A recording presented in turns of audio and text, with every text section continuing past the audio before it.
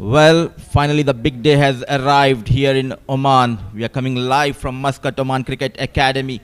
It's a big day, big finale in Asia ACC Men's Premier Cup 2024. Pictures are looking good. It's a bright, sunny afternoon here in Muscat. We are in Al Amirat Oman Cricket Academy. Lush green outfield.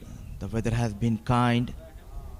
And two teams, two giants making into this final of ACC Men's Premier Cup and will be battling out for the big spot for the next year's Asia Cup. It will be two giants from Middle East, UAE, United Arab Emirates, taking on the home team, Oman, who are in incredible form. So far, undefeated in this tournament. And without wasting much time, let's head down to the center and let's see what our expert Andrew Leonard had to say about the behavior of the wicket.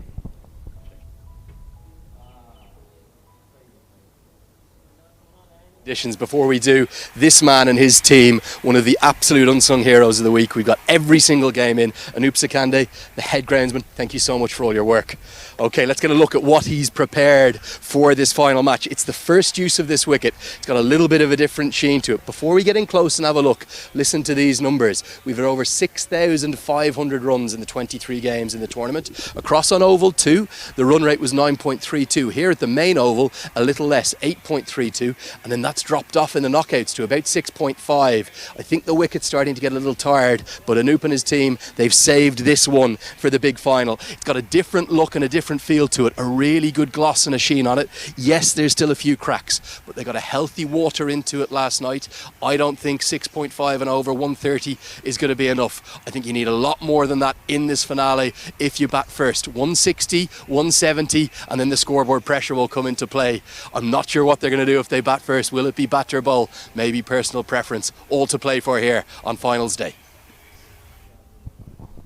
Looking sharp is Andrew and the expert opinion, and he believes this will be a good batting track to bat on. And we have seen some low scoring knockout games, but this big day, the big finale, he expects the team who bat first should post around 150, 160, and that might give something for the bowlers to defend for. And without wasting much time, earlier it was my co-commentator Mikhail Vaswani out there in the center with both the captains and match referee for all important toss.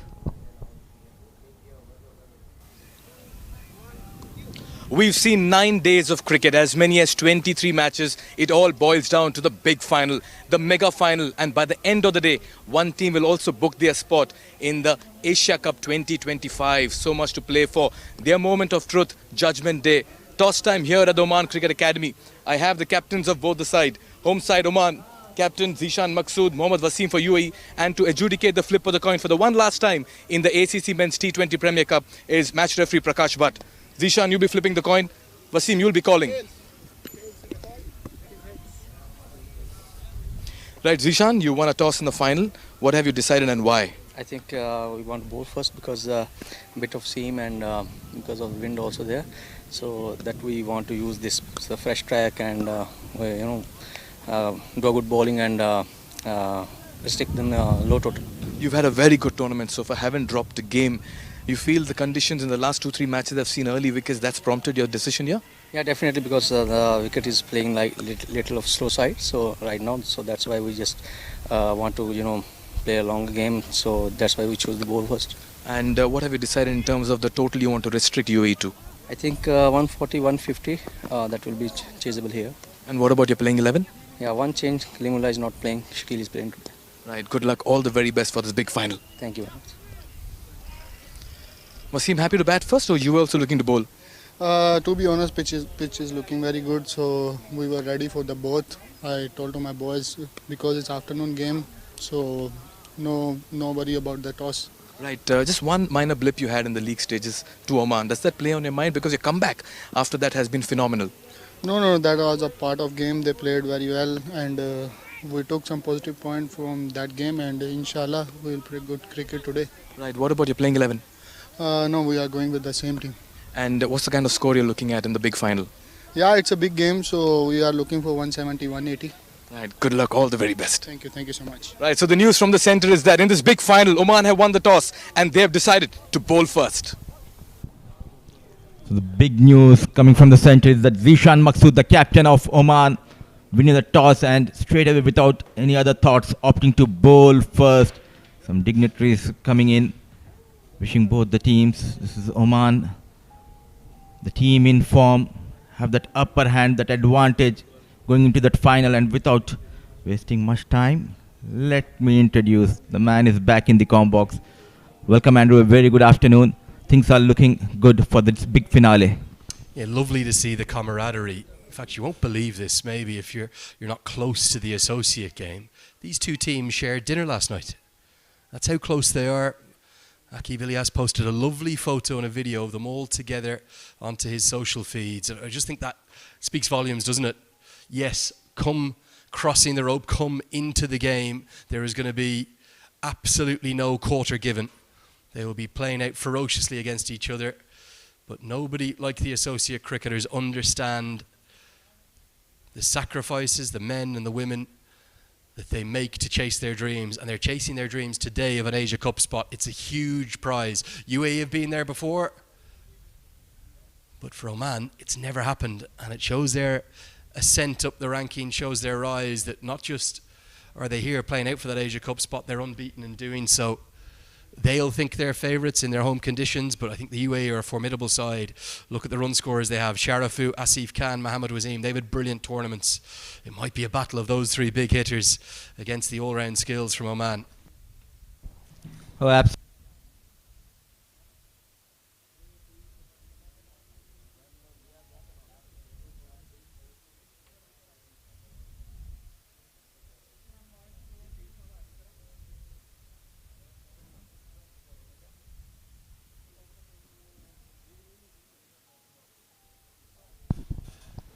UAE unchanged, led by Mohammad Wasim, Ayan Afzal Khan, Basil Hamid has been brilliant with the ball. So was Ali Nasir, Mohammad Farooq. He has had a very good tournament. Asif Khan back among the runs. So is the young lad Alishan Sharafu, Vishnu and Syed. They also contributed with the bat. But the plus point, the big advantage, what they found in this tournament is Omid Rahman, the young fast bowler.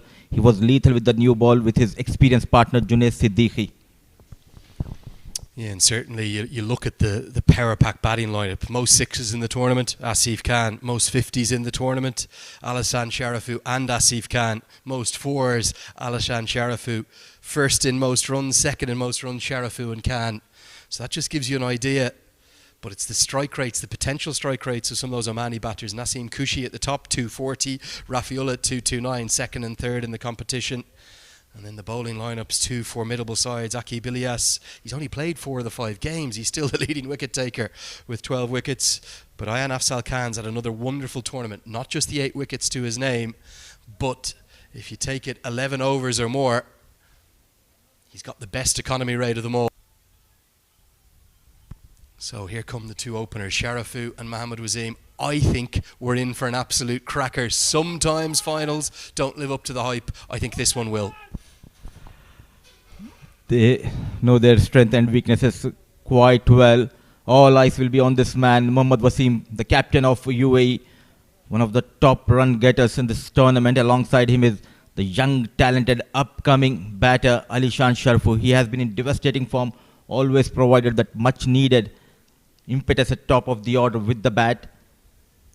And they'll be up against the likes of Bilal Khan.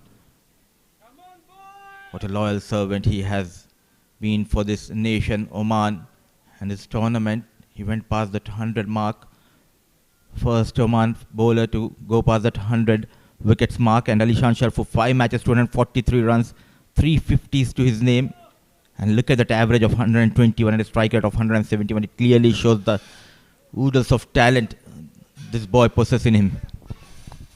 And someone's name I didn't mention was Bilal Khan. Well, sensational again. Mohammad Wasim, his strike rate up towards 200 as well.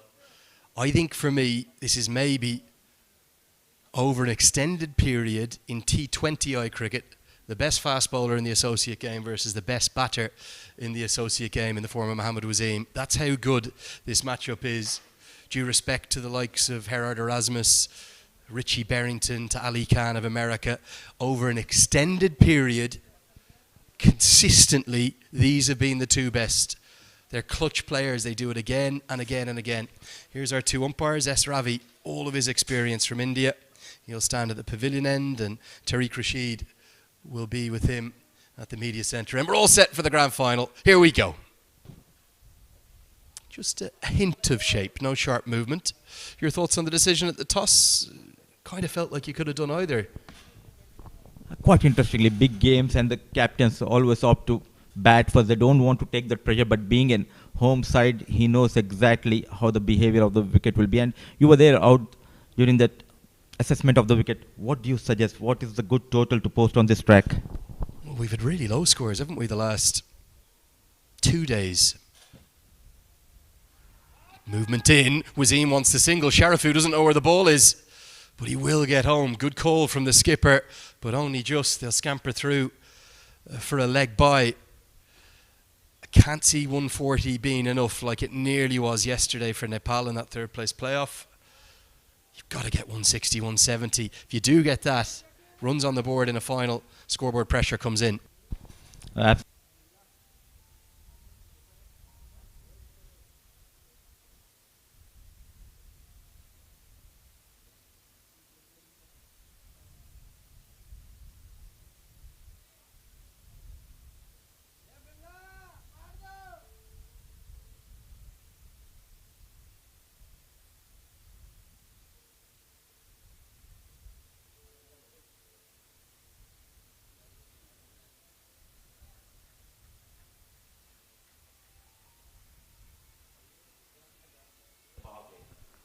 And the protection's gone out to one of his favourite areas, out to really a cow corner, isn't it?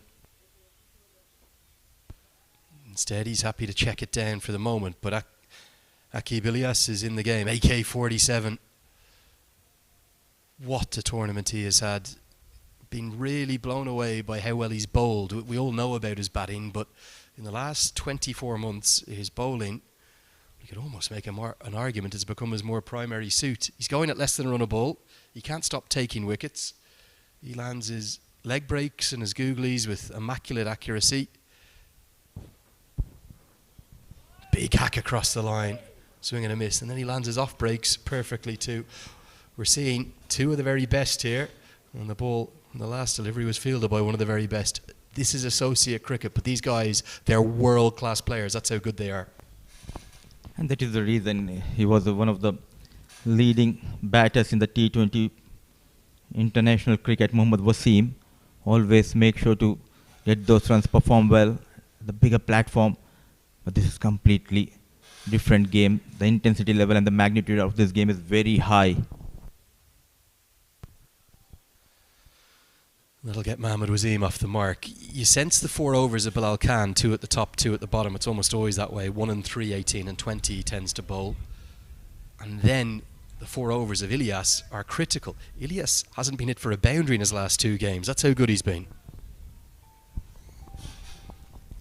They're a very good unit, but as rightly pointed out by you, you need someone to step up, and Aqib Ilyas is the kind of player who always want to perform well with the bat or with the ball, or he has been terrific in the field, a true champion.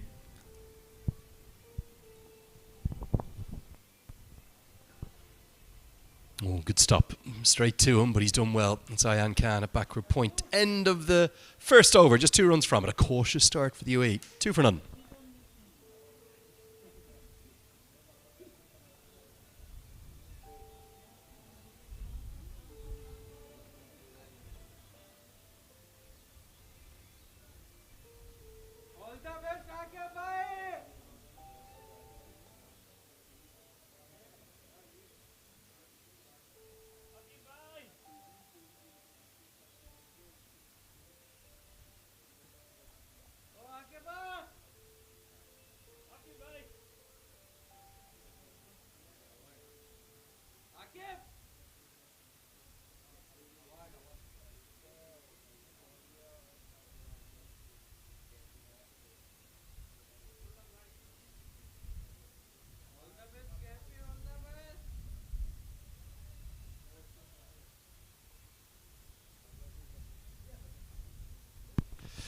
Shaquille Ahmed's going to open the bowling with his left arm spin. They're left arm darts, aren't they?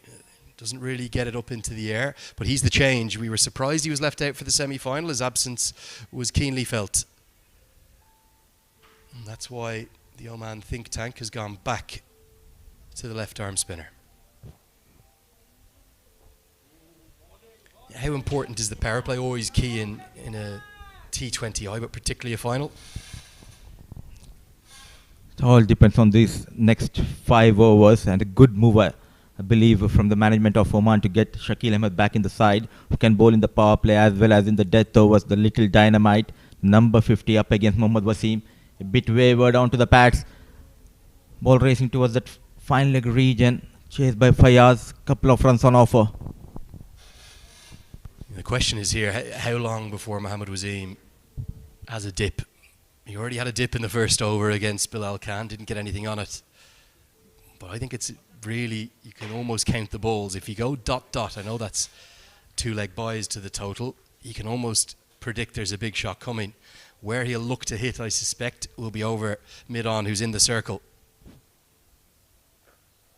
That's where he was giving himself some room towards, but instead chops it down for a single. Good start this from Oman. Indeed, and a clever piece of bowling. Just following the batter on the previous delivery, Shakil Ahmed. Very hard-working left-arm orthodox. Bowled quite well against Kuwait. When the other bowlers were struggling, he came in and got the big wicket of Anto. Surprisingly, he was left out in the semi-final, but a wise decision to get this witty bowler back in the side. Yeah, good you mentioned Anto, actually. Best strike rate of the tournament, 248. Incredible numbers. We had some really high scores, didn't we, over on Oval 2 in particular. UAE made their highest in their T20I history with 235. But just into the knockouts, possibly a byproduct of the 10 a.m. start in that first semi-final, the ball moved around a lot, and then possibly just a couple of tired pitches in the other semi-final started to wear, didn't it? In the afternoon we saw a few puffs of dust come out of the top of the surface, and then in the third place playoff that was a used surface too, but here it's a fresh pitch. Gives himself some room, gets it over the offside. Won't be the first boundary, will be a couple of runs. Feeling the pressure here, wanted to break the shackles, want to find that boundary, the first boundary in this big finale. Keeping things tight is Shakil Ahmed. Variations are very key. The line and length for Shakil Ahmed. A change in the field. Taking his own time, Shakil. Desperately looking for that first boundary. Alishan Sharifu so far decent and quite over. Well, how has he survived this? That could have gone anywhere. Big swing across the line. It's a very tight start from Oman, a pleasing one for them. 7 for none after 2.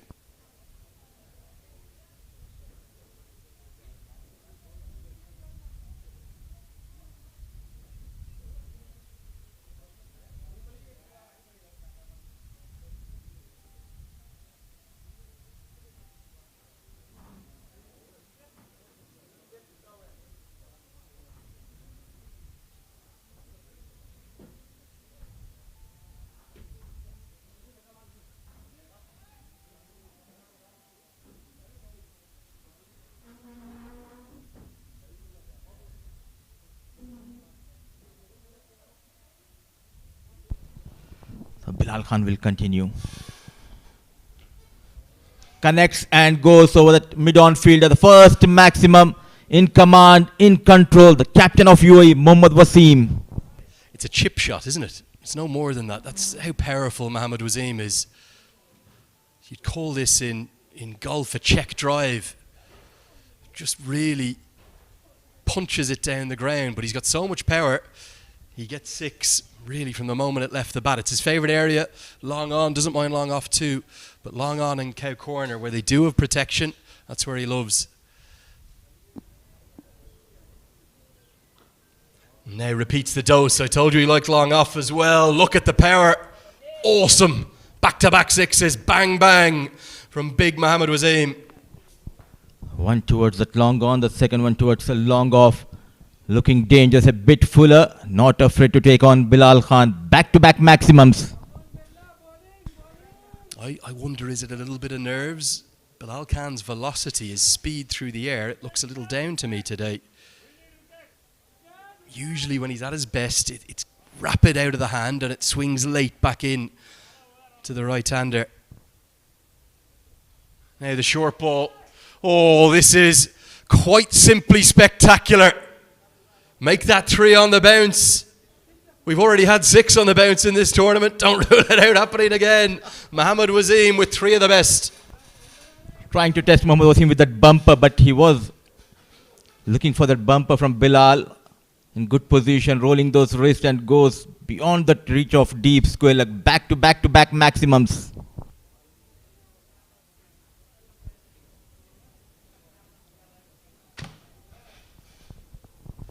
All of a sudden, they were struggling. 2 over 7 now. Shifting the gears at the right time. He needs to make a comeback, Bilal.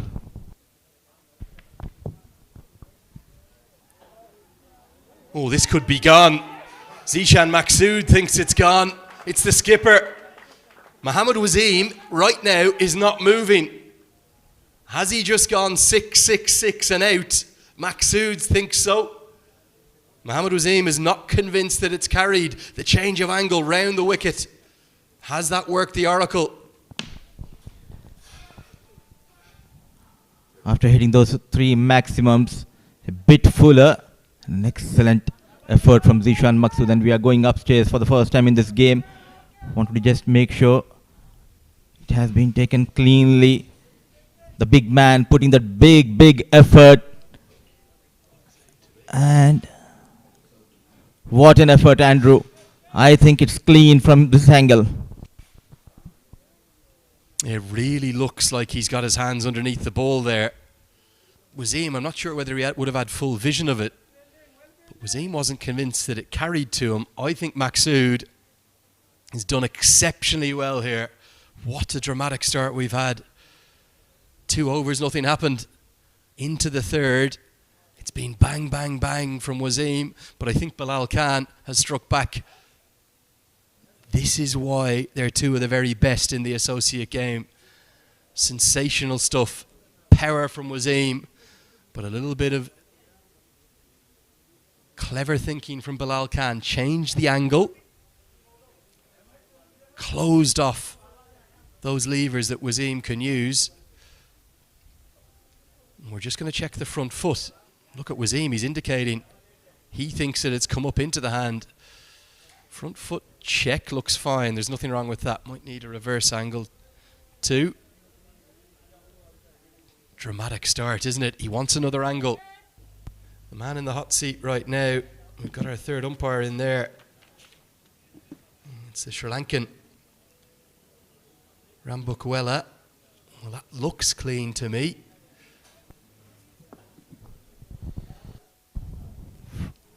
One more frame. Nicely taken. Excellent. It reminds me of 2016. The catch you took against Ireland. And now this is the problem. A bit of fumble. He's taken that quite comfortably. Well, I think what Wasim is saying is that, okay, he may have caught it at first, but did he hold on to it? So he got his fingers cleanly under the ball, but if we roll this through now, and this is the only angle we really have of it. So here, on impact, often happens, the elbows impact, and is the ball almost trapped between his wrists there? It's very difficult to tell because of the shadow that's been cast down by Zishan Maqsood. He's asking for more angles. You can understand why. Not an easy decision. This could still take further time. Nervous times for both the sides. Mohammad Wasim, after getting 3 maximums, thought of taking a single. It was a bit fuller. Still waiting for that confirmation. What an effort from captain Zishan Maqsood. Standing close at short mid-wicket. Good reflex, good effort put in by Zishan Maqsood. 18 runs, the first 3 balls.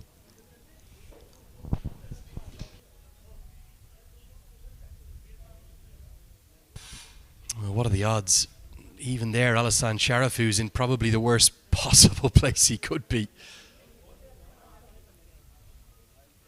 And again, look at S. Ravi. S. Ravi from there just won't be able to tell. I'm not sure what the square leg umpire's opinion was. Rashid, he might have been the one who got the best view of it, actually.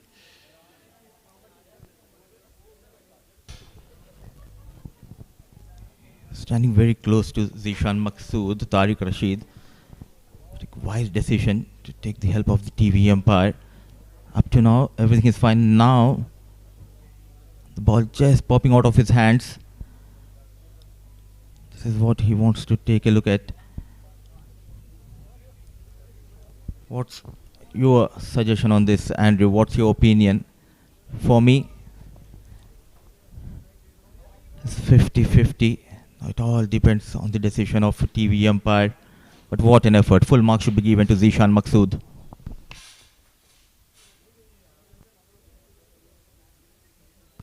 Well, I do feel for the umpires here, because there is nothing really convincing either way, is there?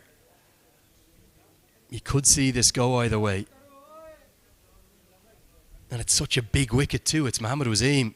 He just hit 18 from 3 deliveries.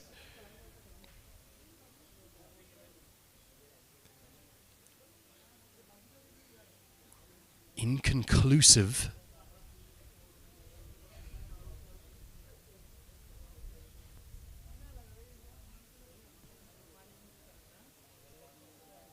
Here comes the decision. Have a look at the lights. Very difficult one to call.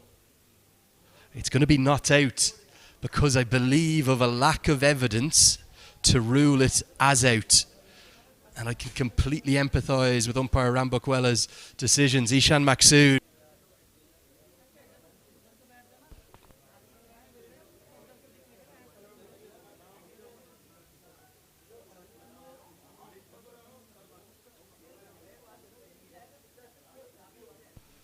And Zishan Maqsood, he just can't believe it, can he? He thought it was clean. You can understand his views too. There wasn't any evidence that it necessarily hit the ground. Real moment of controversy as early as the 3rd over. And it's the big one. It's Wasim. For now, he survives. He stays out there. And Bilal Khan, well, wouldn't be surprised if this was a bouncer incoming. Dramatic start to the final. Instead he goes to the Yorker.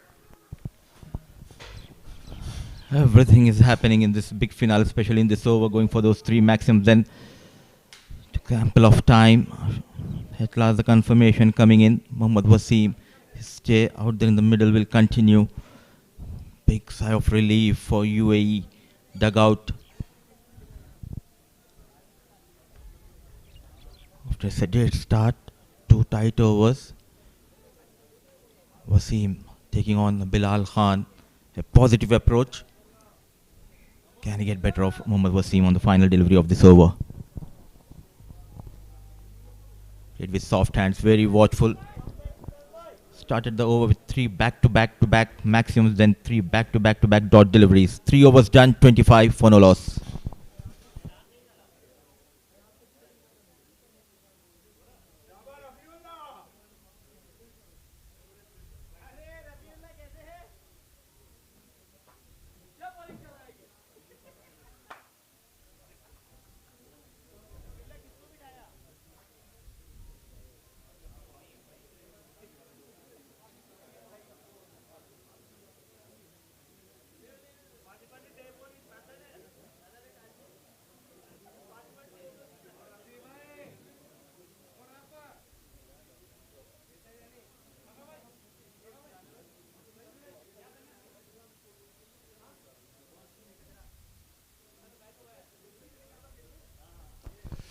Shakil Ahmed's going to continue into his second. What a dramatic start we've had here.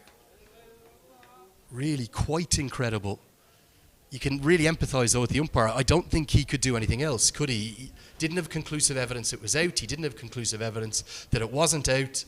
And he's ended up really being stuck with no other decision that he could make. So, again, for me, good use of the technology. There wasn't anything that you could do to prove it either way. And now, a final that already had edge and bite on it, it has even more. On to the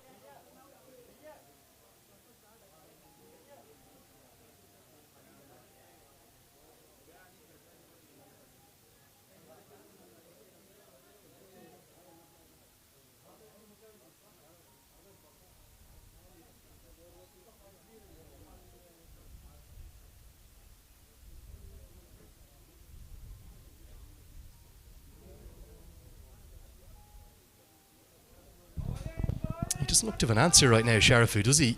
Second time now, he's been very fortunate to survive. Look at this.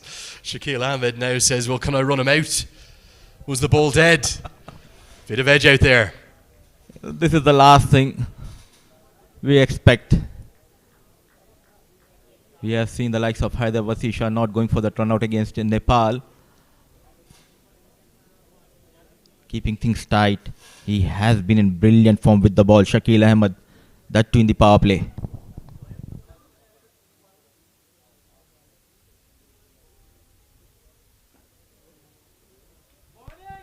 Into the block hole. Clever bowler, isn't he, Shaquille Ahmed? He's not attempting to spin it. He's not attempting to flight it. But it does look a good batting surface already. We've seen that over the first 4 overs. His overs, to keep economical as best possible, may bowl 3 in the power play here. They'll be important. And Alishan Sharafu can't find a way to score off him. And the best part of Shakil Ahmed, he is not greedy to go and get those wickets. He knows his role, especially in the power play, to keep things tight. Especially after 19 runs in the previous over of Bilal Khan, he is making sure not to give away runs easily. 3 back-to-back dot deliveries so far in this over. Connects, goes towards that corner. A brilliant hit, ends though with the flourish.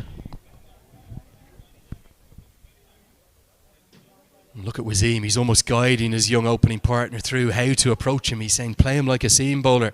Everything's just going to angle in. It was a release shot. Hint of desperation in it because of those dots that have built up. And it will get us to the end of the 4th. With the UAE now taking a bit of control, it's 33 for none.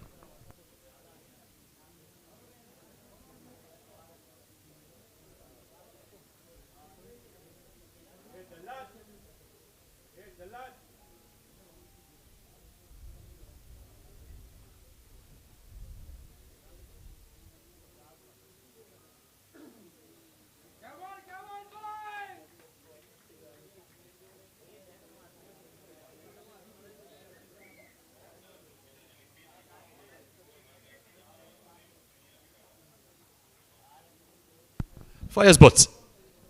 Oh, clipped away. Now, Butt has either been exceptional or he's been expensive thus far in this tournament. And that was really a gimme down the leg side. Too easy from Hamid Wasim. A wayward delivery onto the pads and you're asking for punishment. Flick of the wrist. An easy picking for the man in form, Mohammad Wasim. Runs are coming thick and fast, especially against the fast bowlers. They need to break this partnership. Looking good is Wasim and Ali Shan.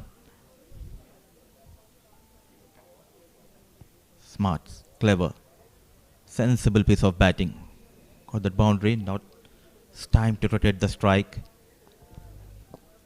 Quite interestingly, keeping in mind, he loves to go towards the deep square leg and mid-wicket region. 2 fielder station, especially against for Mohammad Wasim, are the deep mid-wicket and deep square leg. And that is the reason the fast bowler sticking to that middle and leg stump line. Change in the field for Sharafu. Deep third goes back. That man out for one of Wasim's favourite areas comes into the circle. He's at mid-wicket. Sharafu is at such a good tournament. He's just looked a little out of sorts, hasn't he? His feet haven't quite got going. He looks a bit out of touch, which is remarkable given how well he's played. He's just 20 years old, and it's big match. The magnitude level of this game is very high. It's not easy, especially someone like youngster Alishan Sharafu. The good thing is that Mohammad Wasim, he's making sure to calm his nerve, having a piece of advice in the previous over. He needs to make sure to rotate the strike, get the captain back on strike. Shimmy down the track, breaking the shackles here. Alishan Sharafu not afraid to take on Fayyaz, but a maximum, the first maximum for the youngster. Yeah, second, first off Fayaz, but really good stroke, eh? You can play shots like this, you've got to get your feet moving, don't you? He's come down the track and, oh, that is immaculate, isn't it? The perfect shimmy, shuffle, and it goes over the head of two of the Omani support staff who right now will be more than a little nervous because their bowlers are being flayed in the power play. We felt it was a better batting service. It certainly looks to be that way. Anoop is on the money again, the head groundsman. Still just incredible to think we've got all 24 of these games in, despite some of the weather we've had over the last 10 days.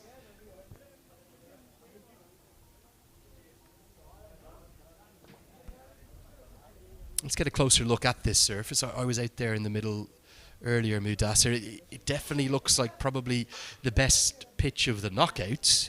Could it be the best pitch of the tournament here at the first oval, the main ground? Excellent job done by the curator, the head curator, Anoop. It's a good batting track. If you're in Oman, enjoy the nature and enjoy the cricket. It's a batting paradise here in Oman Cricket Academy. Thick outside edge, lucky runs for Mohammad Wasim and more runs for UAE. Well, what a dream start. The best part of 10 runs per over from the first 5. And the UAE are flying. Not without a moment of controversy, though. One more look at this one. It was a good length, but there was a bit of width on offer. Fortune, yes, of course, for Mohammad Wasim. But the UAE, well, they're going to be delighted with their start. They are all over Oman right now. Having lost the toss and being inserted to bat, it's all UAE. It's 49 for none.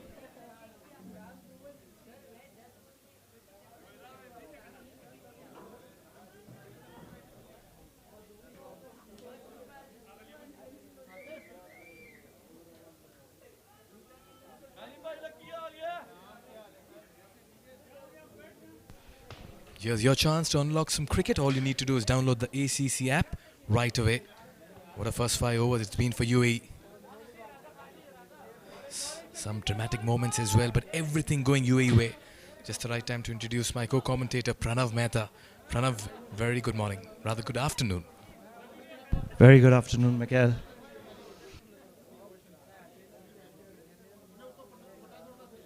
Nicely done in the gap. Both these batters are just about looking good in the middle, and they're finding the boundaries with ease. What a wonderful wicket to bat on. Yes, you've been put into bat first, but if you've got 50 on the board inside of the power play and you are yet to lose a wicket, it's absolutely perfect for UAE at the moment. Cut and cut well. 4 all the way for Alishan. What an incredible start for UAE. But not a bad toss to lose. Incredible indeed, Pranav. Shakil into his 3rd over. 3 consecutive overs given to him in the power play.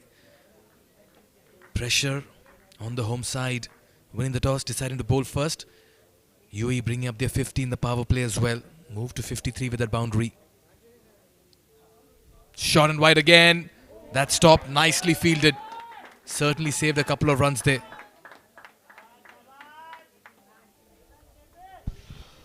One thing is on Mikael. Shakil has been the standout bowler so far, conceding runs at just around 6 runs per over. Everybody around him has been expensive.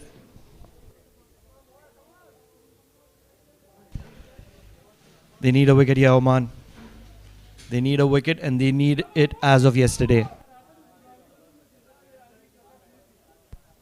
Down the leg side. Pressure on Shakil. He's not able to find that line. UAE making merry in the middle. Wasim is looking very good. You can bat sides out of competition, and that's exactly what UAE is doing at the moment. Oman would have been feeling the pressure. It's hot and humid. And at the moment, the heat which is released by UAE is impacting Oman. 58 on the board already, yet to conclude the power play. Makes room for himself. Straight to the fielders at cover. I'll tell you what, that was firmly struck. Trouble times for Oman. They'll be wanting to get rid of this power play. And they'll be an impactful side after the power play once the spinners come into play. It's a beautiful wicket to bat on. In the hindsight, they would see the positives. Nicely played. Single to end the over. Wasim will retain strike. The power play has belonged to UAE. They have accumulated 59 after 6.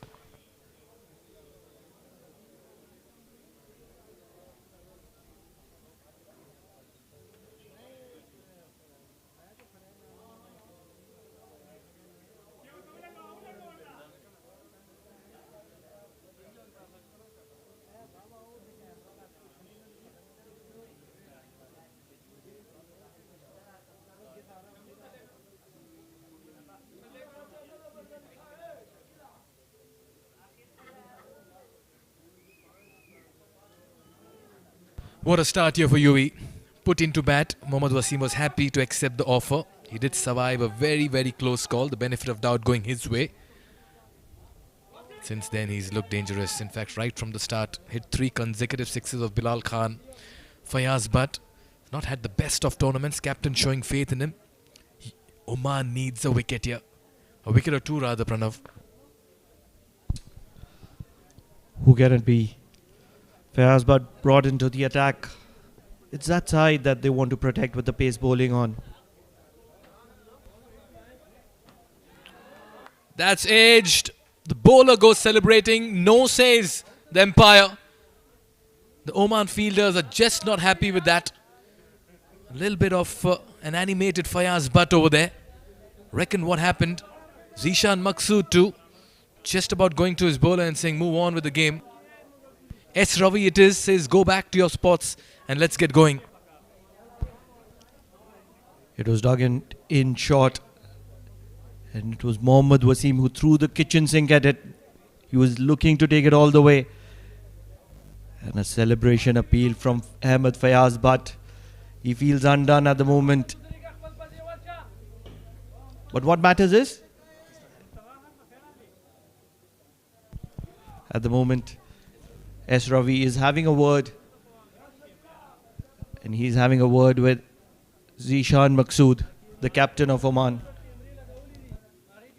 I'll tell you what. S. Ravi not quite happy with something in the middle and did give his side of the story as well. Oman may just be feeling a little undone with things happening in the middle at this stage. Chipped in the air, oh that's been dropped. Fayaz Butt will not believe his luck. Did he get a hand to it? Should have at least got a hand to it. Could have been a run out. Things just not going the way of Oman at the moment. The simplest of catches.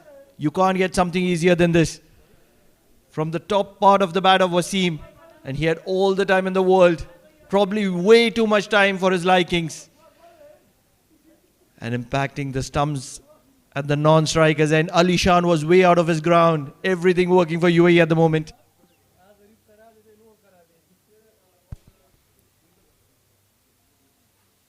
This time though, it's been put away, straying in line and length. And Ali Shan just helps it for a boundary towards fine leg. Everything going UAE's way. You don't want to be bowling there to Wasim. The class of Ali Shan coming to the party on this occasion. Shot wide on his legs. Just had to get back to ball. Things just not working. I'll tell you, luck is so important sometimes, Pranav. Now, that was a catch, a cotton ball opportunity. Ali Shan survived. Wasim at the other end also survived because had he got a finger to it, he would have been run out. So everything going UAE's way. Almost chopped that on. It's working, and it's working well. It's only a matter of time that you would see the spinners coming on. Look at that. Probably holding on to the wicket. And a little bit of a finger, a nail, anything would have been okay. He's been on his knees in this over. Fayaz Butt. In fact, that was Wasim on strike and Ali Shan at the other end. Both survived in one delivery. Wow, now that's some luck. UAE will certainly ride on that. Oman need the rubber green going their way. Can Fayaz deliver and induce an opportunity? This time again, playing across the line. They've been looking to cut loose UAE. They realize that luck has been on their side. Things have been working in their favor. Those inside edges not going onto the stumps. So often, it could just be one delivery, an inside edge onto the stumps and you're done. But things have worked for UAE. And that's where they want to make merry. They want to bat Oman out of this competition. If they can get to somewhere around 200, this would be a very, very good total in this all-important finale.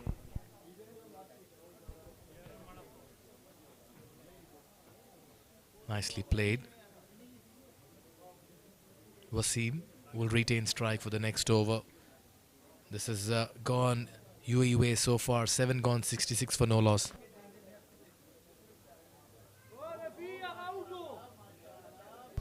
Well, the first 6 overs has belonged to UAE. Mohammad Wasim teed off in style, went after Bilal Khan, got 3 consecutive sixes, and then after that, in the very next delivery, had a catch opportunity which went his way. Benefit of doubt going Wasim's way. Ali Shan to join the party, and they've just about accumulated runs, unafraid to play the big hits. They have just about got the boundaries at ease. Some edges going their way, but placement as well at times, as Ali Shan Sharafu and Mohammad Wasim have dictated terms this after they were put into bat. In times of trouble, to the most trusted campaigner, the leader, Zishan Maqsood, takes centre stage with the ball. A great economy of 6.86 and 6 wickets, Pranav. Zishan Maqsood, one of the premium all-rounders around the world. Oh, he's got underneath that one. Everyone's turned spectator, particularly the fielder at mid-wicket. What a shot. Mohammad Wasim is getting into his groove. Incredible, incredible strike. Captain versus captain.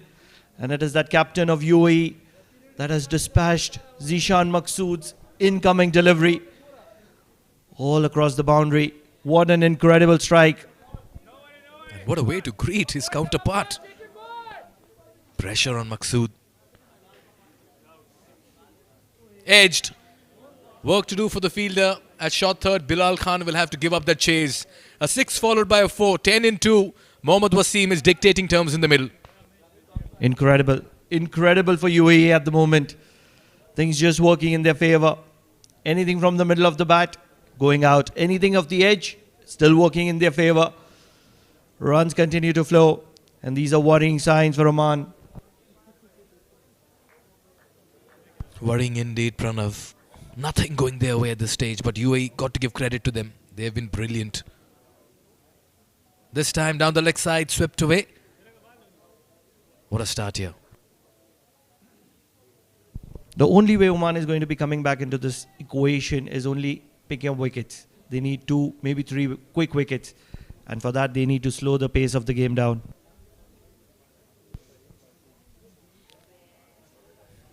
And I'll tell you what, Pranav, I was at the toss with Mohammad Wasim and he was looking at something close to 170, 180 on the surface. He felt it was a very good score to defend.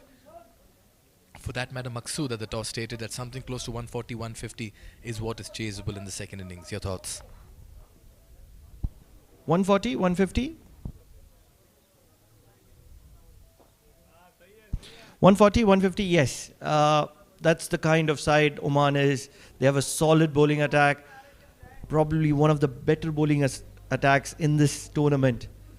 But things just not working in their favor at the moment. That's the reason 140, 150. Sweeps it. That'll be cut off. Good fielding there by Mohammad Naseem. He's stationed at deep backward square leg. So this has been another good over. 14 coming off it, 8 gone. It's 80 for no loss.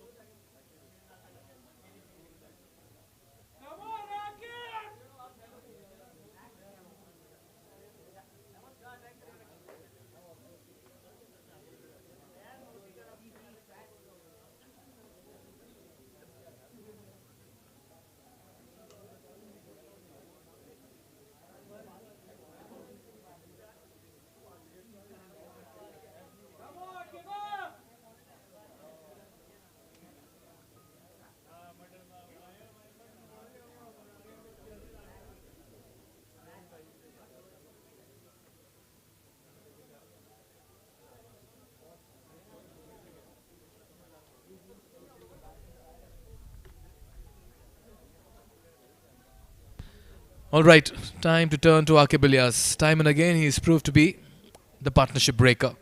12 wickets for him in the tournament. Look at that economy, 5.73.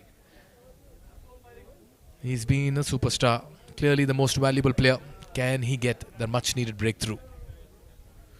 Cutaway. Work to do for the fielder at cover sweeper. Khalid Khail it is. He'll keep it to 2. Good start here by UAE for this over.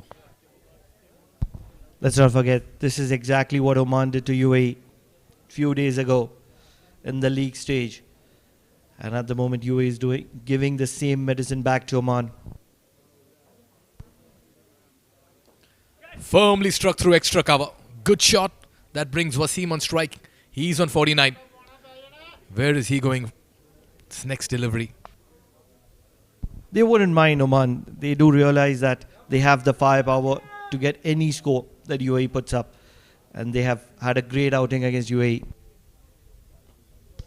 What a half century. What a 50 here by the captain. Come at the hour, come at the man. The leader stands tall in a big final. And he certainly will be delighted, and so will be the dugout. What an incredible knock by Mohammad Wasim. One of the premium batters in the Associates region. And at the moment, the captain of UAE, he stood tall and he stood handsome. 4 boundaries, 4 maximums. And that strike rate just around 180. What incredible striking. There was turn on that. Well, there's an appeal as well. Was that right foot in the air? Pratik Athavale behind the stumps was very quick. Is this the moment Oman has been looking for? Turn on over from Akib Ilyas. He's the magical arm of Oman. Every time when things don't work Oman's way, Akib Ilyas is looked upon. And finally, an appeal upstairs. Breaks the momentum for sure. That's bowled well. Behind the line. It'll be nerves on offer for Ali Shan. Don't really think that Ali Shan went anywhere though. But the break of momentum, it'll allow Oman to regroup and re-strategize against this all-out attack of UAE. Brilliant keeping as well from Pratik Athavale. Still waiting for that decision to be played out, that replay. It's been referred upstairs. Here it is. All right, that foot was in the air, but did he get it back on time?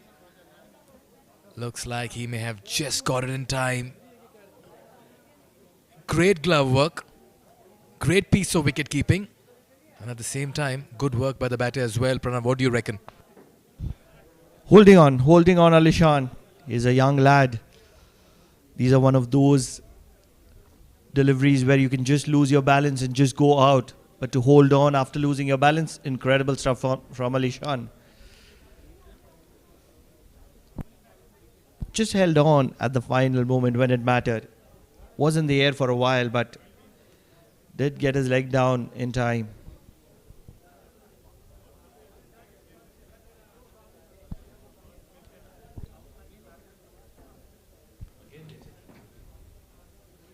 You have to see the shadow as well. If that shadow is coinciding with the toe, I reckon the batter is in. Just another confirmation here for the TV umpire before he decides which light he will switch on.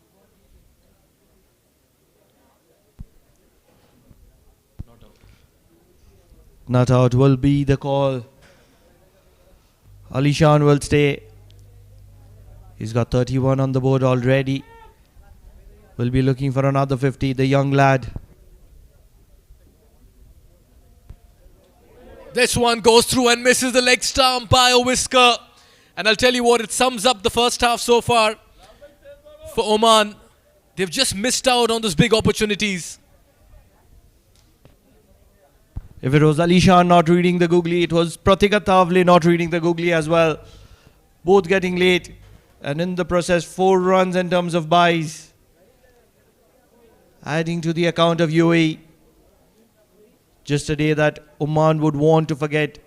As of now, they'll need to regroup. It's the all-important finale. Well, that's firmly struck again. Long off will have to go around it. In the meanwhile, Mohammad Wasim runs back for the second. This is good cricket here by UAE. 9 gone, going at 10 and over. It's 90 for no loss.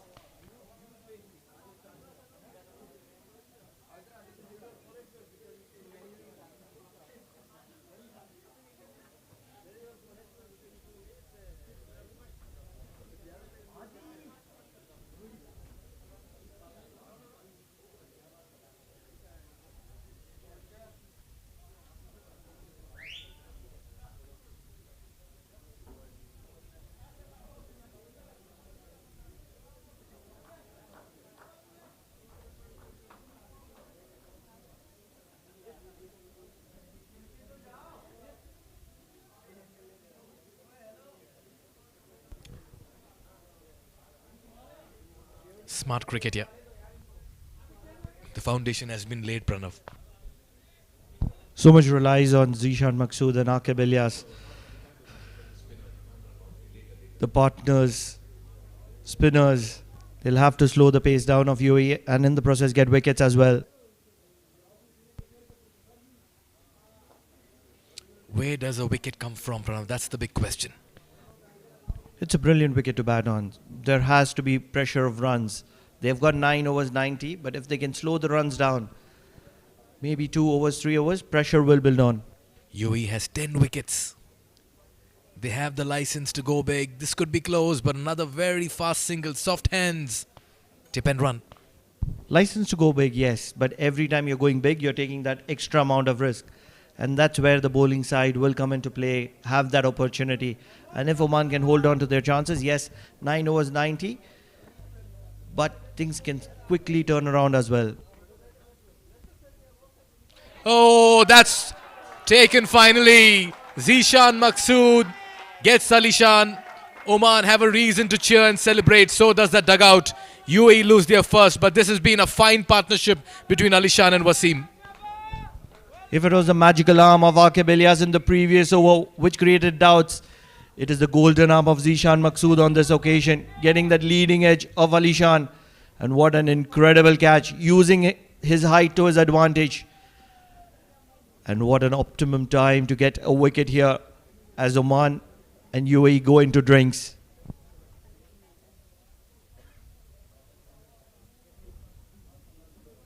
Alishan departs for 34 of 28. He's played a fine innings. At the stroke of the drinks break, it's 93 for 1.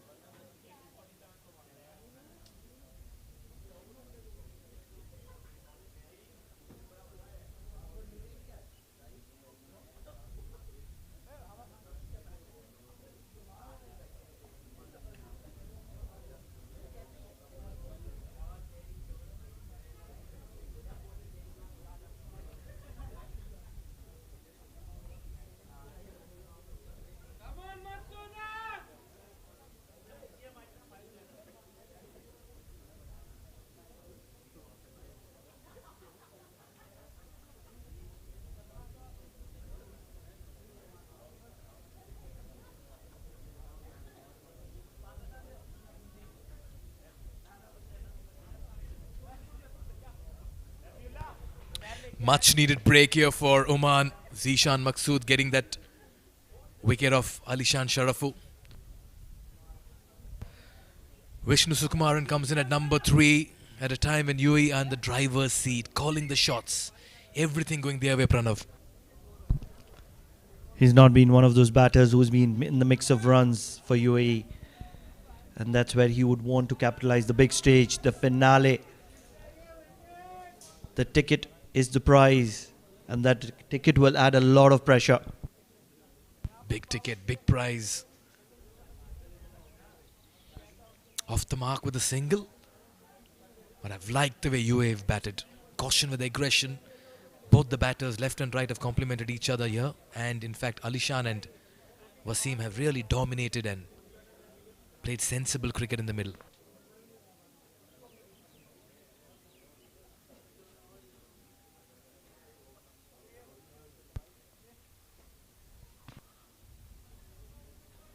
Single down to long on. They're looking for the second and they'll complete it as well.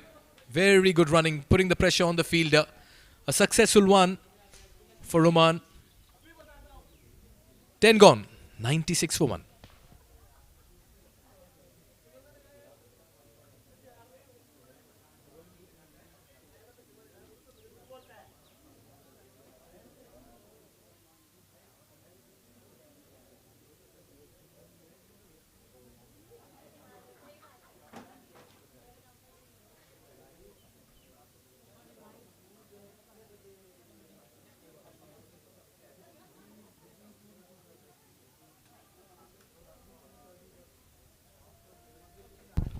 With that, it's going to be change in the com box. Mudassir Ali joining me for the next 5. Mudassir, how's your day been so far? It has been a wonderful afternoon here in Muscat, Oman. A big finale, winning the toss, opting to bowl first. They had their opportunities. Left hand, right hand combination. A good move from the management of UAE, not sending Asif Khan Behruz, keeping in mind a left arm orthodox, and Aqib Ilyas out there doing a pretty good job with the ball. Not really a big fan of this decision from UAE.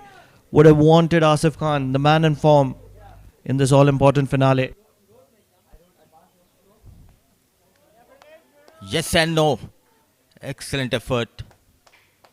Rafiullah, the fielder. This is what happens. All of a sudden you get that wicket and the energy is back. You need to stop those singles.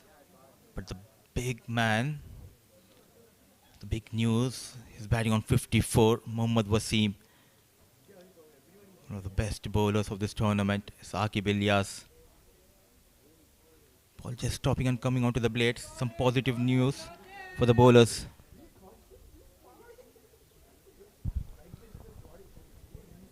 What UAE would be liking is the amount of turn that is available on this wicket. You've seen Zishan Maqsood turning, Aqib Ilyas getting a lot of turn as well at the moment. Cut hard. Field placement has been excellent, especially against the bowling of Aqib Ilyas. Closing fielders at point and short third man. Trying to find that gap, Mohammad Wasim. He needs to be very calm and composed after losing his young partner, Alishan Sharafu.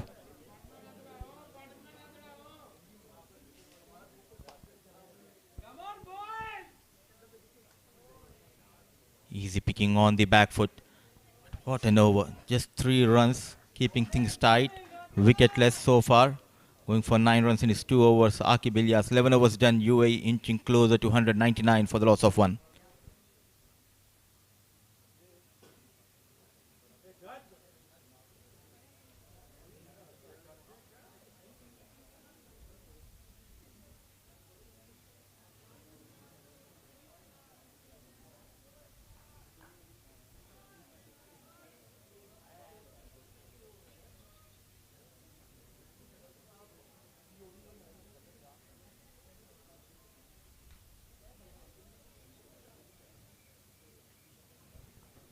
Bit expensive, bit wavered, but he has got that wicket of Alishan Sharafu. Zishan Maqsood goes down on one knee. Vishnu Sukumaran trying to take on Zishan Maqsood. Excellent catch. Oh, making mockery of that Rafiullah. Was not in control. KP needed that much needed support from Rafiullah. Survives Vishnu Sukumaran. It was struck well, and it was travelling. It was in the gap. Kashyap did everything right to get to the pitch of the ball and holding on to it as well. And just when things mattered the most, he passed it to Rafiullah, who couldn't be of support to Kashyap Kumar Prajapati. An opportunity gone begging here. Should have held on to that one, Rafiullah. Should have at least put in the dive. No chance whatsoever.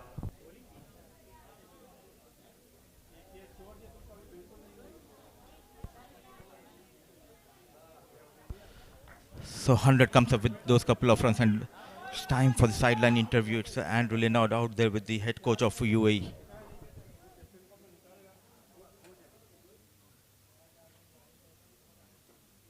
UAE head coach Lalchan, firstly, congratulations on getting to the final.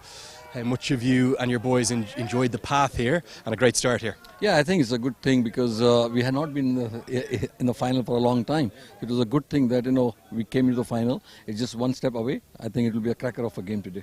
How much would you love to go to that Asia Cup, take on the big boys, India, Pakistan, et al.?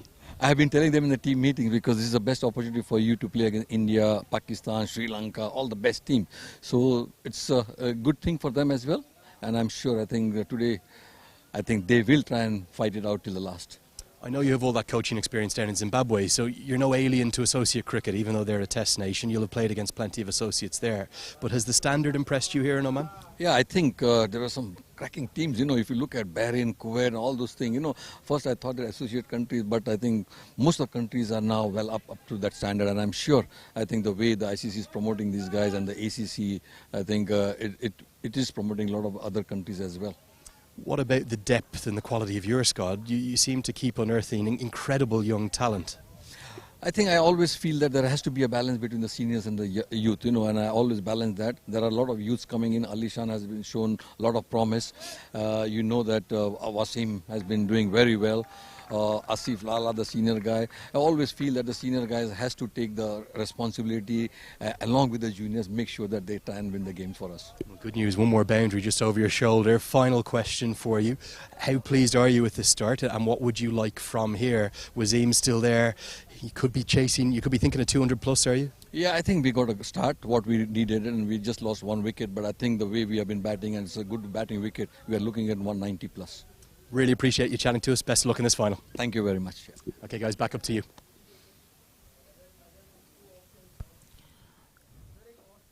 A quicker delivery. Some runs coming in this over of Zishan Maqsood. The positive approach from Vishnu Sukumaran. That might just release that pressure from Mohammad Wasim. What are the options, Pranav, for Oman? Especially keeping in mind this is the third over of Zishan Maqsood. Swept nicely.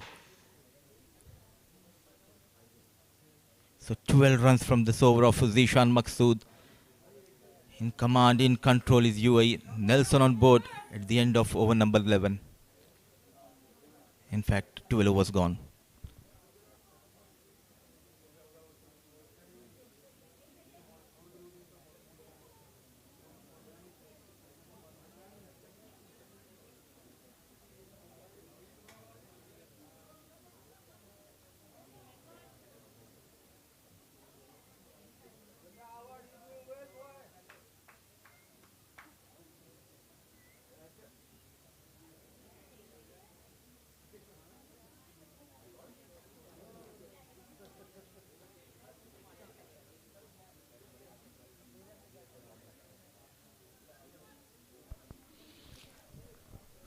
So Akib will continue, and it's Mohammad Wasim on strike.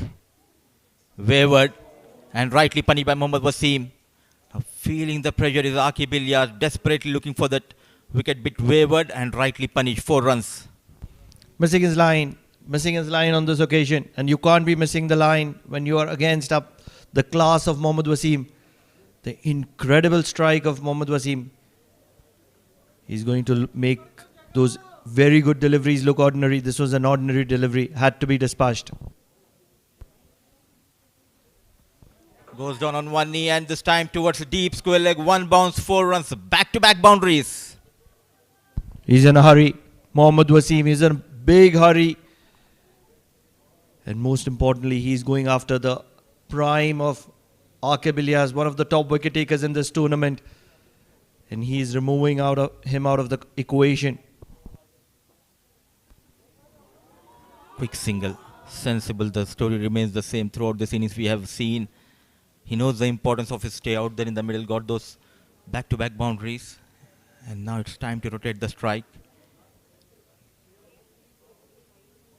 What are the options, Pranav, if you talk about the spin bowling department? Shakil bowled 3 overs, so is Zishan Maqsood.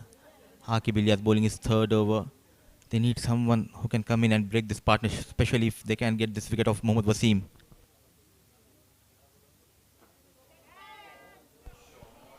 Shifting the gears, looking good. The left-hand batter Vishnu Sukumaran, feeling the heat is Aqib Ilyas. A bit fuller. This is the advantage you have when you have got those quick runs. Vishnu Sukumaran, brave enough to take on Aqib Ilyas, a maximum. Freedom on offer.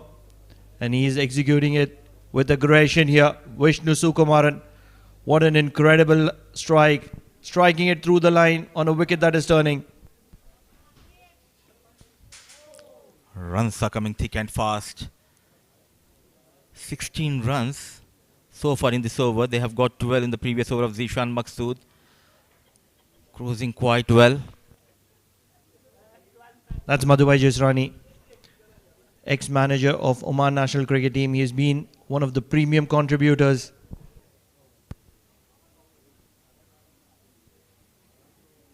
The leaking runs, the likes of Aqib Ilyas. In control, in command is UAE. So one more good over comes to an end.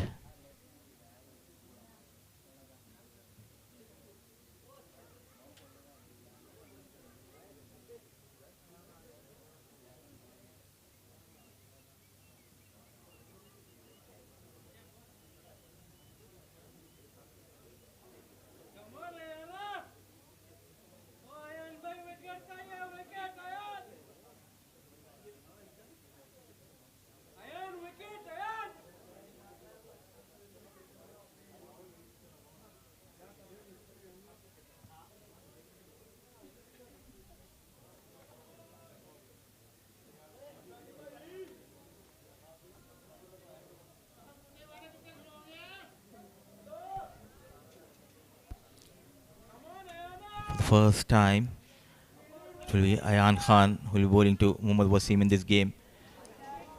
Ordinary stuff, back off length, massive hit onto the back foot. Looking dangerous is captain of UAE, Mohammad Wasim. You can't be erring in line or length whatsoever when you're bowling against the class of Mohammad Wasim. Short of length. And Mohammad Wasim had all the time in this world to put it way past the boundary rope. Incredible strike from Mohammad Wasim. Yes and no. He bowled 4 overs so far in this tournament. He has been quite expensive. Can he get a wicket here?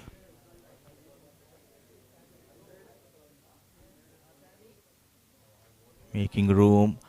One more time. Power unleashed on the back foot. Following the batter, made a mistake. Ayan Khan coming into Mohammad Wasim. The second maximum of this over. Shot once again. Following Mohammad Wasim. He's very strong on the leg side and you can't be following him. There is a little bit of turn and offer on this wicket and that's where it'll be a good option to give a little bit of air, slow the pace down. That's exactly what Ayan Khan needs to be doing. At the moment, they're trying to go defensive, charge the ball in, which is not a great idea. Goes towards extra cover, some work for Rafiullah. Excellent piece of fielding. It's really hard for Oman bowlers to break this partnership and rightly said by you. Anyways, you're going for some runs, so you need to be brave enough. Give that loop, that flight. Let Wasim come down the track. That might create a chance. But as of now, It's 140 for the loss of one. We are into the 14th over. Way outside the off stump. Wanted to cut, misses the line. Wide has been called. In his first over, the story remains the same for Ayan Khan with the ball. Leaking runs, 14 so far.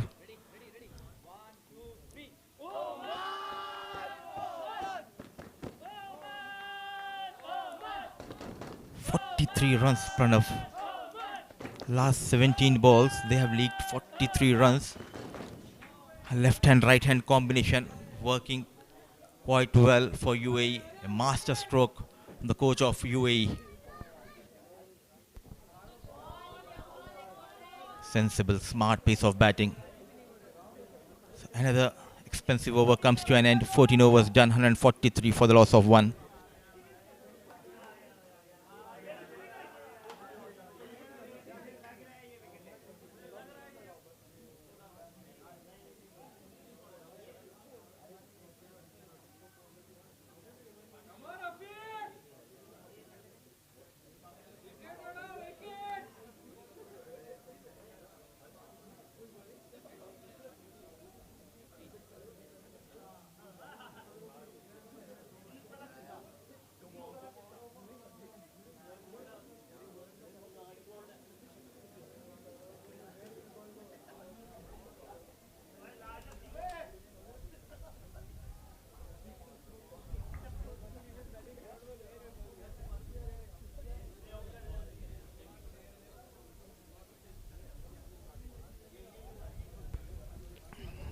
One more change, and it's Rafiullah for the first time in this game. It's Mohammad Wasim on strike. Change of pace. Running hard the first run, always interested. Responding to the call of Mohammad Wasim is Vishnu Sukumaran. He wants to keep the strike. Good change, getting Rafiullah to bowl that 15th over. Yes, there is no remorse for the spinners in this wicket. Things have been taken apart. And that's where you want to bring in those change of pace deliveries. Probably get something in favour of Oman. As Oman fans, they wouldn't mind it. They're going to see a run fest this afternoon. Something close to 200. Is there a chance? Valiant effort. Brilliant. Saving some runs. The fielder in the deep. Kashyap Kumar Prajapati. What an effort. Lot of viewers for Oman. A lot of people that matter. And most importantly, His Excellency Pankaj Khimji is there. Excellent. Just falling short of Kashyap Kumar Prajapati. Just a feet or two. And to save that, it's incredible work. One more time. Tap and run hard. Converting a single into double. Need a much needed better throw from the fielder. He has been out there in the middle since ball one. And look at the fitness level of the captain of UAE. That's the case all round, especially with the rise of T20 cricket. The players work really hard because there's a lot of running between the wickets. But Mohammad Wasim, special, very, very special. And look at the time when he's come to the party. The all-important finale, so much at stake. And he's risen. He's claiming that crown.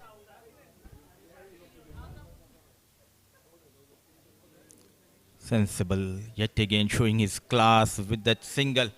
150 comes up for UAE in 14.4 overs. It has been a one-way traffic throughout this first innings, Pranav. The way these two batter after Ali Shan was back in the hut, full marks should be given to Vishnu Sukumaran. Not only he made sure to rotate the strike, but also he got those maximum boundaries. Feels so much like revenge. This is something similar that Oman did to UAE a few days ago. And today, UAE returning the favour back.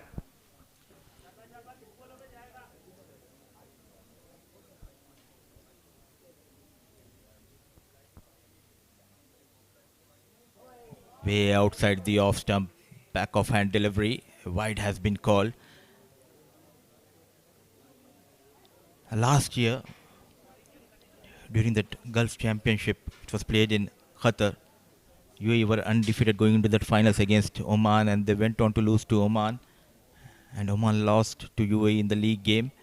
Now, Oman coming into this final undefeated. UAE lost to Oman in the league stage. In control, 151. They need to break this partnership. Wild swing.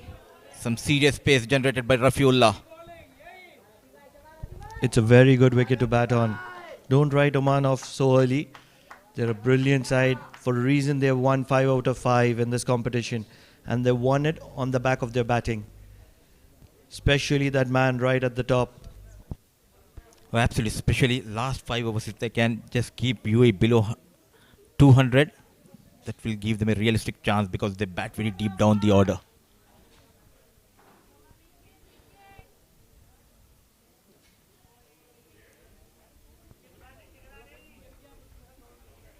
Nine runs from that first over of Rafiullah. 15 overs done. UAE looking good. 152 for the loss of 1.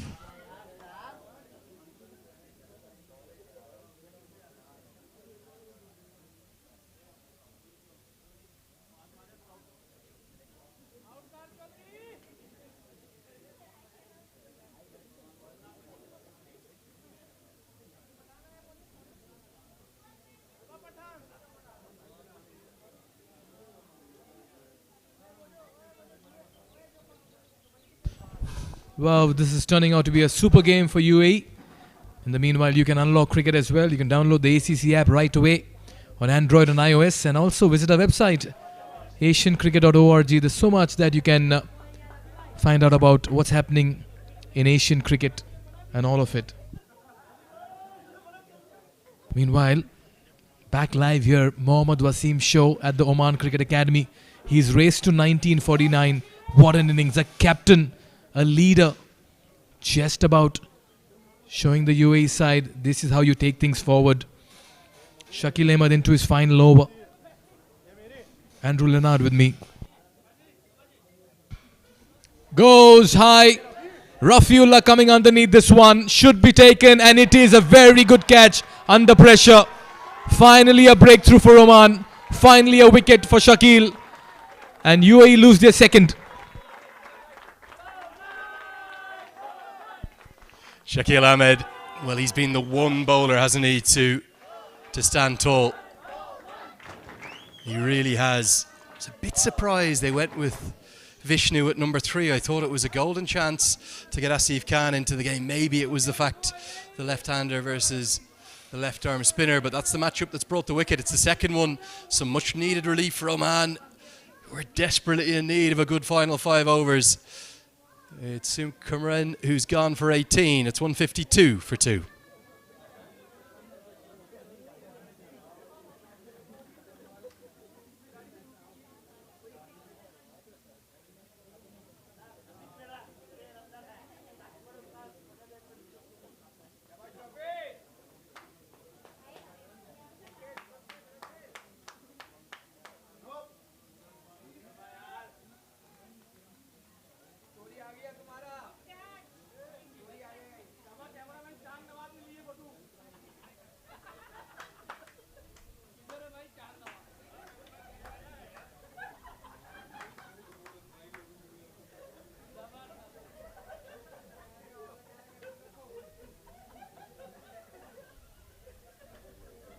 Asif Khan to the crease. He's at number 4.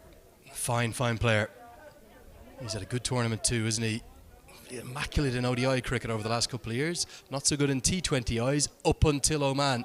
3 consecutive 50s and a serious strike rate to go with it. And he starts very pleasingly. He's not just power, he's touch too, Mikhail. What a shot that is to get off the mark in real style with a boundary. And his form certainly just about helping UAE's cause in the middle. He's been amongst runs and it didn't take time for him to get off the mark as well. They call it the silken touch. Open the face of the bat, use the pace of the ball, and gets off the mark. Everything going UAE way rather. And I must admit, they have played good cricket as well. Dominant effort, dominant performance.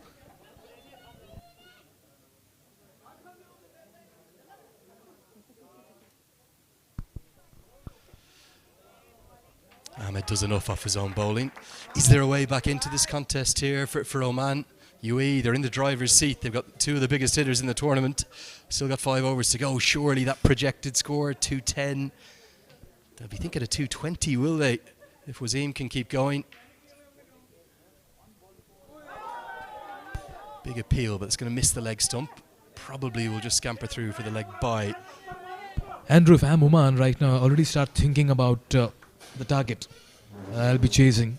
And I'll be looking something in excess of 200. 8 wickets in hand. Quite a few deliveries at the disposal. 10 and over will get you to 199, 12 to 210. 15 will get you around 216 to 220. I'm already looking at a total in excess of the 200 mark. And in the final, that is a daunting target. I'll tell you, intimidating one. Yeah, you can actually visibly see the leg stump. That's why it's quite an easy decision for the umpire, and a good one too. Going to angle down and miss. He's not a big turner of the ball. Not quite sure what the hold-up in play is here. But the Oman team physio is on. Here's the home fans. They look pensive and more than a touch concerned, Mikhail. Oh yes, Oman has not found themselves in this situation before.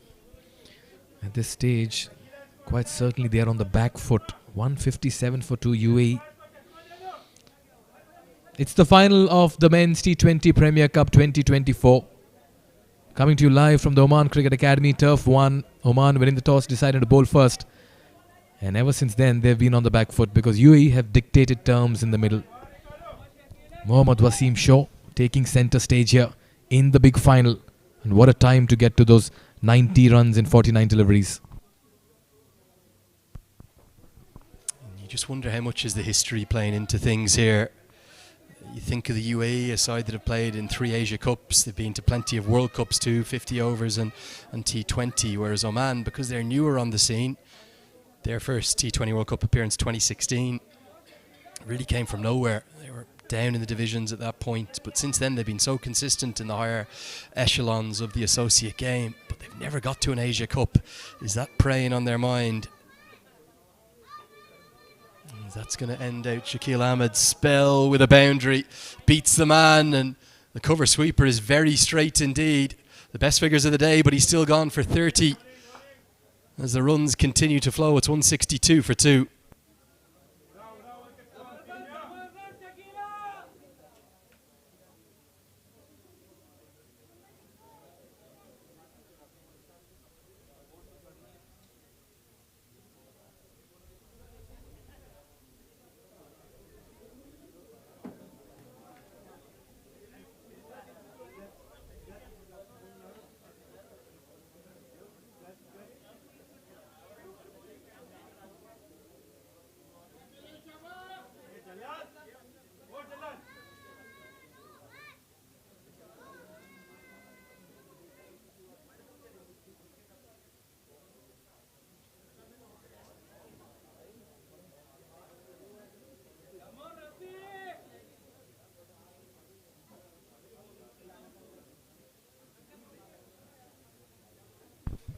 Rafiullah into his second. What can he find?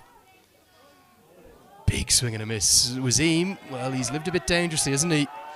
Was nearly dismissed from that Zishan Maksud catch that wasn't given by the third umpire, then dropped off the bowling of Fayaz, but massive moment that. Oh yes, he's had his moments here, Mohammad Wasim, but what he's done very well is not lose focus and concentration and continue to pile on the runs in the middle. And you've got to make use of the opportunities given, and he's done so. That too in a big final. What a fine innings by Wasim. Ever impressive. Again, throws the kitchen sink at this one, gets a single towards mid-wicket. Gets Asif Khan on strike. 2 very dangerous batters. They can demolish, destroy opposition bowlers, let me tell you. And certainly, I know everyone always wants to see individual records. They want to see hundreds. He's 8 shy of what would be the first century of the tournament. But they can't allow that to get in the way of getting as many runs as possible. I don't think Wasim's the kind of player that will, in fairness. And Khan is just going to go at everything here too. Just like that. Even if he doesn't time it, there'll be intent from every delivery. Can Wasim go bang bang, get to the landmark, and then can they cash in? Here's Mr. Pankaj Kimji. He's got a concerned look on his face, understandably.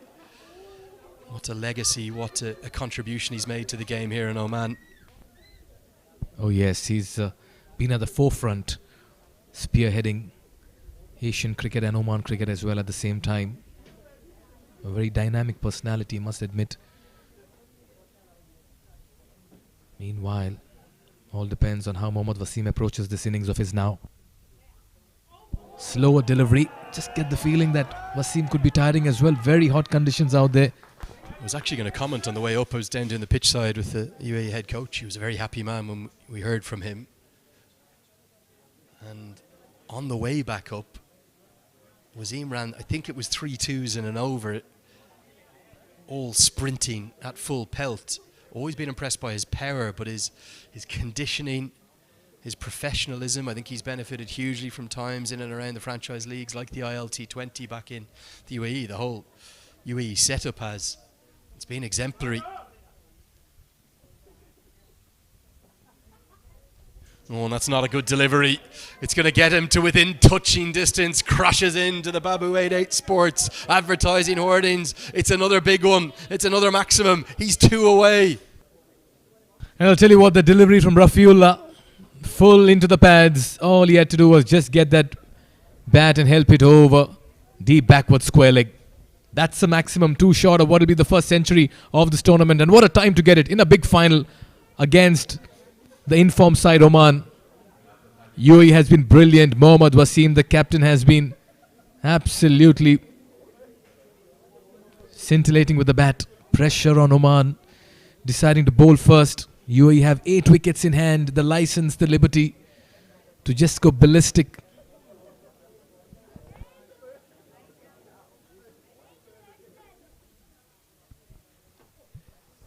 There's going to be a single. We'll wait. We will wait, or will it be 2? Oh, remarkable. It's 100. It's majestic Mohammad Wasim with the most wonderful innings for his country. It's a 3rd T20 I100. The first 2 have come against Ireland. This one, it comes in jig time again off 55 deliveries. What a knock from Mohammad Wasim, the maestro. Stand up and applaud the champion cricketer. What a performance with the bat. He stood tall, stood out and stood up for his side in the big final. Mohammad Wasim gets to his 3rd T20 international century. And what a time to get it in the big final. 7 sixes, 6 fours in this innings of his. Solid in defense, sublime in attack. He's been captain courageous in the middle. Take a look at that strike rate. Getting it at 181. Oh, what an innings. This tournament has now had it all. The only thing we were missing, Mikhail, wasn't it? Was a century, an individual century from one of the batters. And it's no surprise to me that it's that man, Mohammad Wasim, that gets there. He's not just one of the best associate batters in the game in this format. He's one of the best T20I batters in the world. He really is that good. And he's doing it and proving it again. He stands up in a big way in the crunch occasion with an Asia Cup spot on the line. We said this could be the battle of Bilal Khan versus the battle of Mohammad Wasim. It's been all about that man, the maestro himself, the magician. Now Bilal Khan comes back in. He's helped round the corner. Well, the last 18 balls, anything could happen here. And the runs, they could come flowing. Just like the way Wasim has constructed this innings, and Asif Khan has played perfect foil. He's walked out and managed 13 and 6, but the first half of this match truly belongs to Wasim. He's been watchful. He got the big hits early on, then relied on the singles, got to the other end, built a foundation, and then once again is flexing his muscles in the middle. Top innings. Here again, just trying one too many there. 176 for 2 in the 18th over. Wasim and Asif Khan have their plans cut out. They'll be eyeing everything and anything over 200. I think they'll want even more than that. I think they'll be a bit selfish here. I think they'll want 210, 220. Remember, this is a UAE side that posted the highest T20I score in their history in this competition. That was over an oval 235 they made. They've now got the 3 leading run scorers in the tournament. Sharafu, Asif Khan, Mohammad Wasim. Quite remarkable batting. And now Power through the offside, 4 more. Count them up. It's 200 plus incoming. Well, UAE has been on a leather hunt this afternoon. We've only seen the Oman fielders running around, running behind the ball and retrieving it. That's the kind of domination they've shown in the middle. Short and wide has been cut away in fine style this time. Asif Khan bringing the power behind that shot. He's raced to 17 of 8. They've only gone past 200 once in their history, which is remarkable when you think of the power and the quality of this Emirati batting lineup. That was in this tournament. That was against Bahrain over on ground 2. I think they're certain to get by it now. Bilal Khan into the block hole. Out towards that deep backward point will just be a single. How good have they been, Mikhail? Oh, they've been brilliant. Not a bad toss to lose. Wasim at the toss had stated that he was anyways looking to bat first because he sees this as a very good wicket to get some runs, and they have done so. The captain has raced to 100. Others have batted well. Alishan Sharafu impressive for his 30-odd runs. Vishnu Sukumaran too gave good support, and now Asif Khan. Everyone contributing in this final. Oman have had no answers to UAE's onslaught in the middle. It's been UAE all the way. Brilliant. The execution, the intent, the approach, the attack.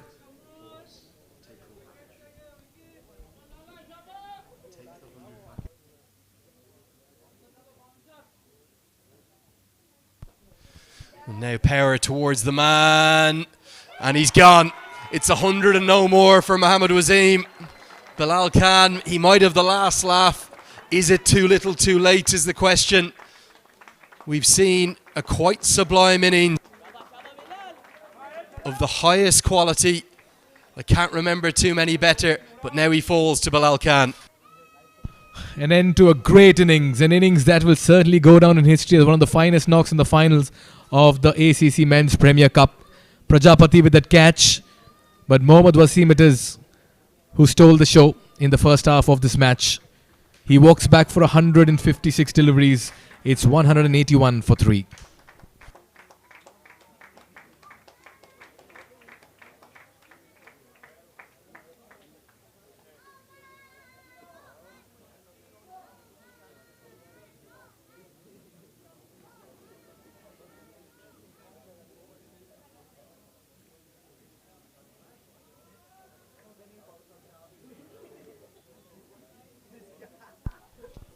Basil Hamid in at number 5. Momentum in T20 cricket is big. Yes, right now it looks daunting for Oman, but they've got a power-packed batting lineup. If they can take the momentum in, have a good final 13 deliveries here, in a dream world, keep UAE under 200, they'll just stay in the contest, won't they? What can Hamid produce? A dot to start with a fine over from Bilal Khan. He'll bowl the 20th. It's nice to have that up Zishan Maqsood's sleeve. It's 181 for 3.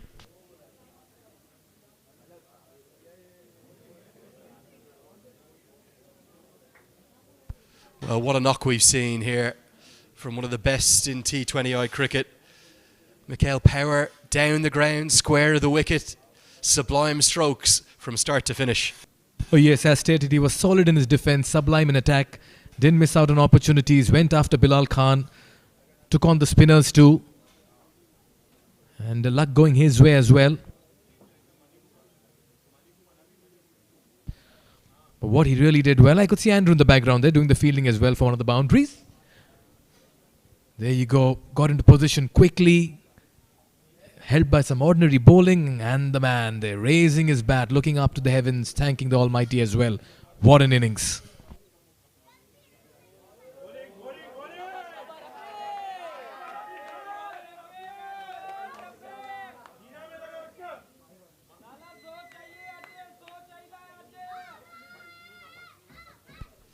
Yeah, what a knock. 19th in the world in T20I cricket. Mixing it with the company of the likes of Surya Kumar Yadav, who's ranked number 1 in the world. Babar Azam in the top 5. Joss Butler in the top 10. He really is of that calibre. He is that good. Deserves to be talked about like that. As Khan muscles one towards long on, who does well. Oman showing character here. Will be 2 more to the total. Shocking to think, isn't it? We won't see Mohammad Wasim at the T20 World Cup in June. But his side, are they the ones that have the upper hand in maybe going to the Asia Cup now? At this stage, it looks like they have the advantage going their way. That's a very fine fielding effort. Ayan Khan doing the fielding there long on. Certainly saved a couple of runs.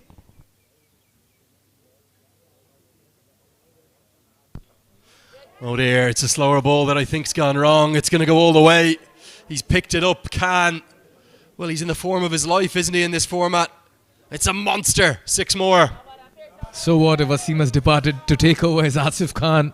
That's the kind of batting muscle that UAE have in their ranks. Picked up very easily. Went the long handle way. Fetched the maximum.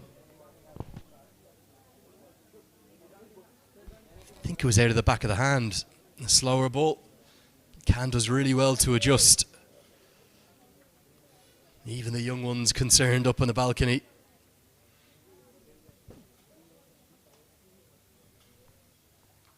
Oh, this is monstrous.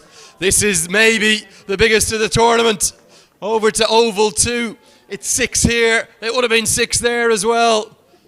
More power, more brilliance from Asif Khan. Well, it's 6 everywhere with the kind of power that Asif Khan unleashes. Look at that. Got into the meat of the bat. It got the height, got the distance.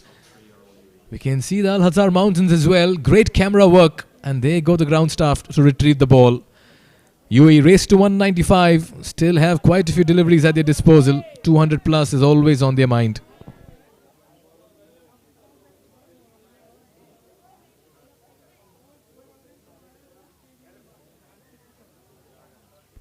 Real pressure now on Rafiullah. You just felt that if Oman could finish well, they might stay in the hunt. Is this cameo from Khan taking it away from them?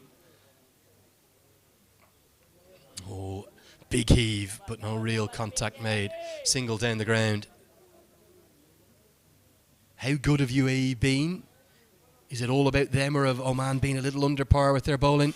Andrew, I know you like talking numbers. It'll be interesting to see how many sixes have come out in this innings. It'll just give us a fair bit of idea what kind of misery the Oman bowlers have gone through at the hands of Mohammad Wasim and the rest. Yeah, remarkably, it's already 12 in the innings. 7 of them going to the bats of Mohammad Wasim, couple to Sharafu, 1 to Sukumaran. Really surprised they sent him in at 3, given the platform that they had. But everything else has gone UAE's way. Not easy to come in and hit from ball 1 though, as Basil Hamid is saying. Khan wants the second because he wants the strike. He knows how to count his deliveries in the over, doesn't he? It'll be the end of the 19th. Rafiullah finishes with none for 35. It's 197 for 3.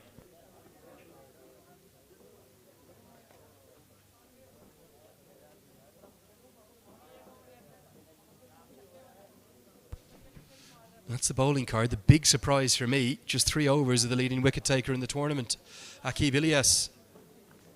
And then a wicket apiece for Bilal Khan, Shakil Ahmed and Zishan Maqsood.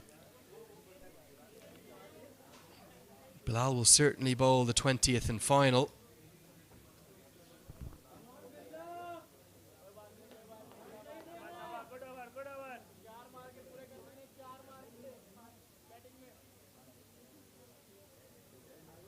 Look at that, the top 3, Sharafu, Wasim, Khan. That's why UAE are in a dominant position come the final. Not given as a wide, and good umpiring for me. Basil Hamid's come across, so the guideline goes with him. Look at these numbers. The 3 leading run scorers by a distance, all from the UAE. Oh yes, this goes to show the kind of cricket UAE have played in this tournament. 277 for Sharafu, 269 for Wasim, and Asif Khan 253. The batters calling the shots. Nizakat Khan quite underrated. in associate cricket. What a fine batter he's been for Hong Kong, China. Oh, full and straight. Trying to make room for himself. Some respite here for Oman, some success. Bilal Khan strikes.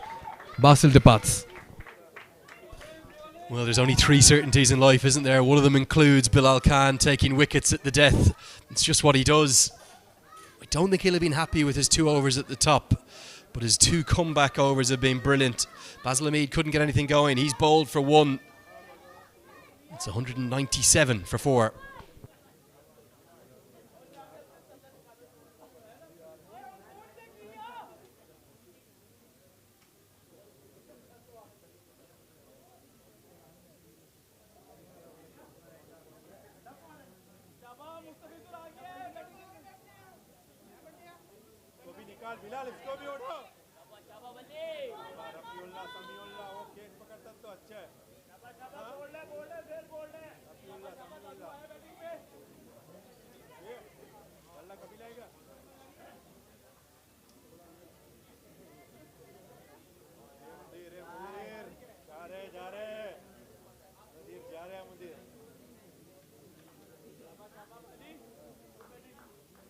Ali Nazir, number 6. Look at Khan at the death. Sensational. Just 9 runs from his 18th and no runs yet from his 20th. Now, can Nazir get Asif Khan onto strike? Surely that's the best outcome. Yeah, it does his job. Don't think they should even attempt the second. And Asif Khan wisely says, no, Ali, I'm okay. I want 3 balls. Now, the job to do for Oman is to think how they get to this target. Momentum certainly is with UAE for the kind of batting blitzkrieg they've produced in the middle. Asif Khan 33 in 14. He'll want to face most of the deliveries in this over. And there he is, Mr. Pankaj Kimji, executive board member of the ACC, and well, he does it all here in Oman. What a job, what a legacy he's left with this ground, and more to come. Full toss edged away, going to be 4. Asif Khan gets lucky, the 200 comes up. Oh, this has been a batting masterclass put out by the UAE side, put into bat. They've just about grabbed the opportunity, embraced the occasion. They've played top-notch cricket, an element of luck going their way, but that's always part of sport. But largely aided by their skills, by the gumption they've shown, and everyone has contributed. It's been a thorough team effort in the batting department, and they'll need to replicate this with the ball as well. Oman have been chasing the ball all through. 200 up here for UAE.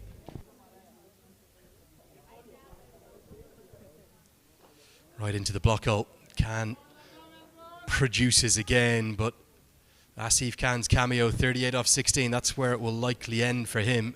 I think it's taken what was already an advantage for the UAE, maybe into a dominant position where Oman might not be able to come back from it. Can Kushi or Prajapati or one of the players of the tournament, Aki Bilias, produce something incredible in the chase? They're going to need to.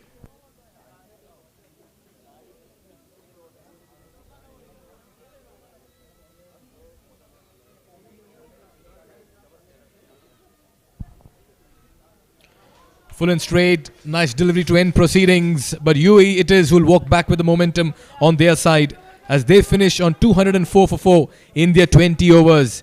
It has been a one-sided contest in the first half of this big final. It's been UAE all the way. And Oman, when they go back into the dugout at the halfway stage, will have to look back and decide how to chase down this big target of 205 in their 20 overs. Well, what entertainment we've seen for the last 90 minutes or so. Exceptional batting from 2 of UAE's best, Mohammad Wasim. Little bit of a support from Sharaf, who's had a great tournament, and then Asif Khan with a really important cameo. You felt that if he didn't do that at the end. There's Pankaj Kimji trying to rally his troops, trying to say to Oman, you're still in this contest. It's that good a wicket. He may well be right. There's his son alongside him as well. But certainly they are concerned right now. He's saying, come on boys, we're still in this contest. The surface is that good, he might just be right. And I think that's the message from Duleep Mendes, the head coach, as well. Mendes just trying to say to the boys, it's a good batting pitch. We chose to bowl first, so we have to believe we can hunt down this total.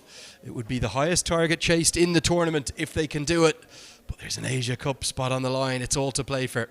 Here's the batting card, crowned by that majestic Mohammad Wasim century. He's a maestro in this format. He is nothing short of exceptional. Nasif Khan did well too. Sharafu, not a bad contribution, but he never really looked quite at home. And 18 for Vishnu as well. 204 for 4. For the bowlers, Mikhail, who stood out for you? Bilal Khan at the death was brilliant again. Oh yeah, Shakil Ahmed too, because he bowled his first 3 overs in the power play. 1 for 30 for him. An economy of 7.5. By far the best bowler on display in terms of economy and wickets. Otherwise, everyone went for runs. Aqib Ilyas gave away 26 in his 3. Didn't manage to get a wicket. All options tried here by Zishan Maqsood. Just one of those days where the UAE batters practically controlled and dictated things. Not a great bowling card here if you are an Oman cricket fan. Nevertheless, it now all shifts to how Oman can chase down 204. The writing is on the wall. We'll take a look at UAE's innings as well. Began on a very strong note with Wasim just launching Bilal Khan for 3 consecutive sixes. He was in control of the innings. Then this dramatic moment, a little bit of a controversial decision, but nevertheless, Wasim hung around and was helped by some ordinary bowling too. Yeah, it was a big moment, wasn't it? It took about 4 or 5, maybe 6 minutes for the TV umpire to decide. There was just nothing conclusive for him to give it out. So it meant that Wasim survived. That was as early as the 4th over, and then look at that one. Could have been caught and could have been a run out if he got a fingertip on it. Instead, it just burst through Fayaz Butt's hands, who didn't have his best day. That meant Wasim could have been caught for 36, but instead he kept going. And despite Zishan Maqsood holding on to a good catch off Sharafu, even Vishnu picked up a couple into the leg side, and then that run out tandem catch wasn't able to be affected on the rope. And Sukumran was the next to fall, but not before Mohammad Wasim clattered the ball everywhere. He was so good, wasn't he? Oh yes, it was a one-man show in the middle. A Mohammad Wasim show. 7 sixes, 6 fours for him. Sukumaran was then taken in the deep by Rafiullah. Good catch by him. Had to come in a long way. However, that really didn't trouble UAE. Asif Khan then took centre stage. Got off the mark with a boundary down to 3rd. And in the process, Wasim and Asif Khan stitched another fiery partnership in the middle. Both of them were relentless in the leather hunt. And they kept finding the 6s and the 4s at ease. Not before Wasim, after scoring a fine century, departed, finding the field and the deep. Then, of course, Asif Khan took centre stage. It kept raining 6s and 4s. That's been the story. More than a dozen 6s in the innings. Bilal Khan got a late strike. But again, one edge probably summed up how the luck has also been. Nevertheless, taking nothing away from UAE, their skill certainly got them to 204 for 4 in their 20 overs. Well, we think they're favourites, but we also think it's a very good batting surface. The head curator, Anoop, has produced another beauty here. And that, if anything, will keep Oman in the contest. Won't be long before we're back out there, as we had a few delays in that first innings. So don't go anywhere too far. Time for a very quick cup of tea. In about 5 minutes' time, we'll be back with all the best of the second innings. Can Oman hunt down a first ever Asia Cup spot? To get there, they're going to have it all to do. Come and find out with us live in less than 5 minutes' time.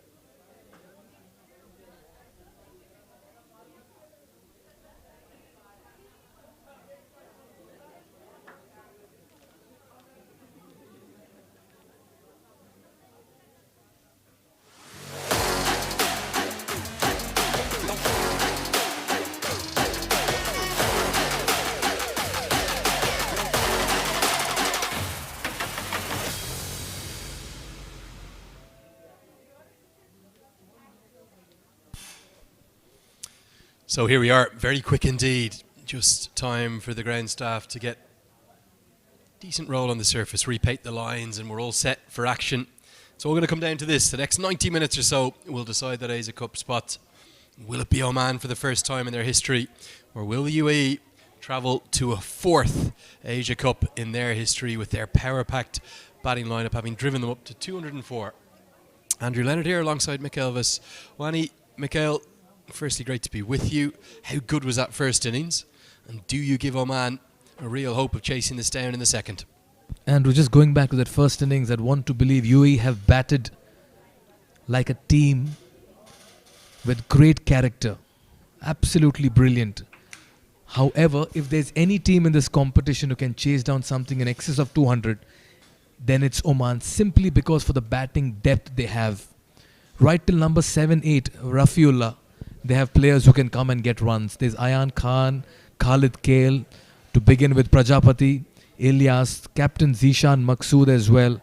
It's a never-ending batting lineup for Oman. But this side, UAE, they have spring in their feet.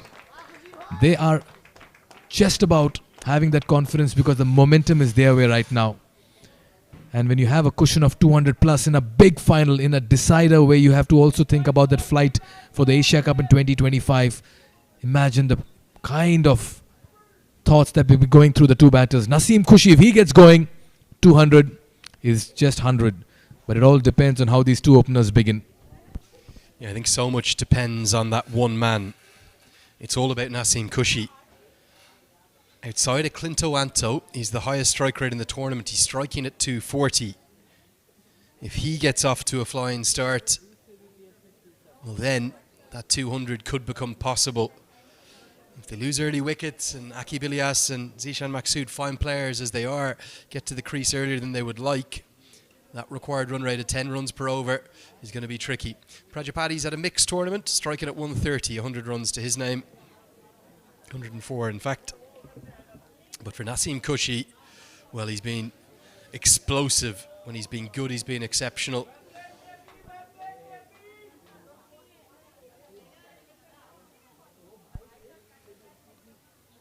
He hits a monstrous ball. Strike rate 240, 12 sixes in the tournament. That's behind only 3 other batters, well, 4 now if you include Mohammad Wasim. I think we're in for a thrilling chase, but if Sadiq can provide early wickets for the UAE, well, it's going to tilt the contest heavily in the Emiratis' favours. 3 wickets for him, but a couple of very big strikes against Nepal. We're all set for the chase for one final time here in Muscat. It's been a marvellous tournament, the 24th and final game, the final decider for the Asia Cup. Here we go. Off the mark is Oman, and off the mark is Prajapati as well. I'll tell you what, this partnership holds the key. I just get the impression UAE have peaked at the right time in this competition. Their last 3 games, they've been brilliant after that blip against Oman in the league stages. Junaid Siddiq in that last game got the ball to move, got Burtel off the very first over. They have that nice shape on the deliveries, leaving the right-handed batters. Naseem Khushi is one batter who will just not look at reputation of any bowler. And if he gets going, Oman is on the highway very early. This will be a good contest. Junaid to Khushi.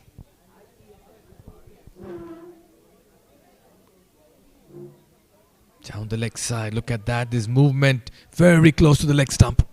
I'll tell you something. This is very nearly bowled him. That's why Sadiq has that wry smile on his face.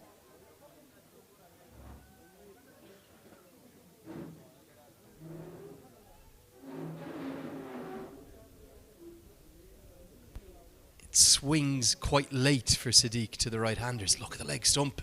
Not quite exposed, but not far away from it. Yeah, I don't think UAE will read too much into that group stage defeat.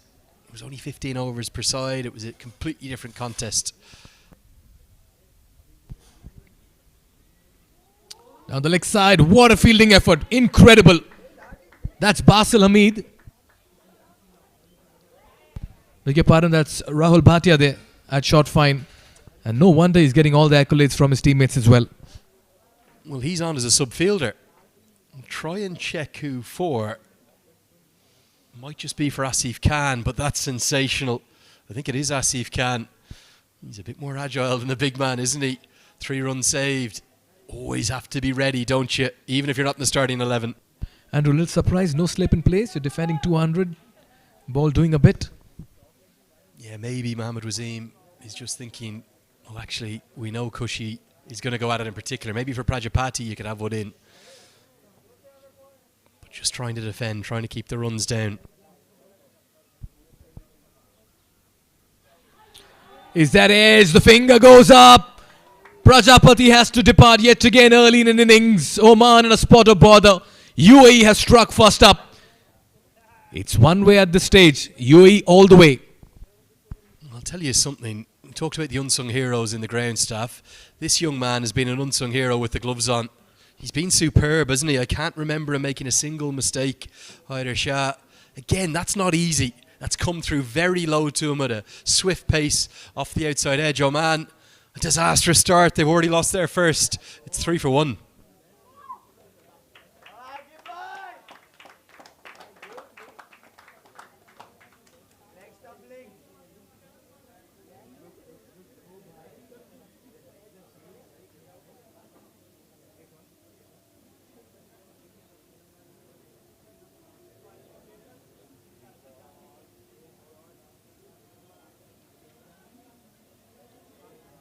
What a start here for UAE. Wicket of the first over. And out comes the superstar of Oman cricket, who's ruled this tournament. Aqib Ilyas, bat ball. 250s for him. 168 runs. Strike rate close to 120. But this time around, the occasion, the situation, and the demand is different. Can Oman's talismanic cricketer stand up to this big occasion and take his team through? Here we go. Junaid on a high.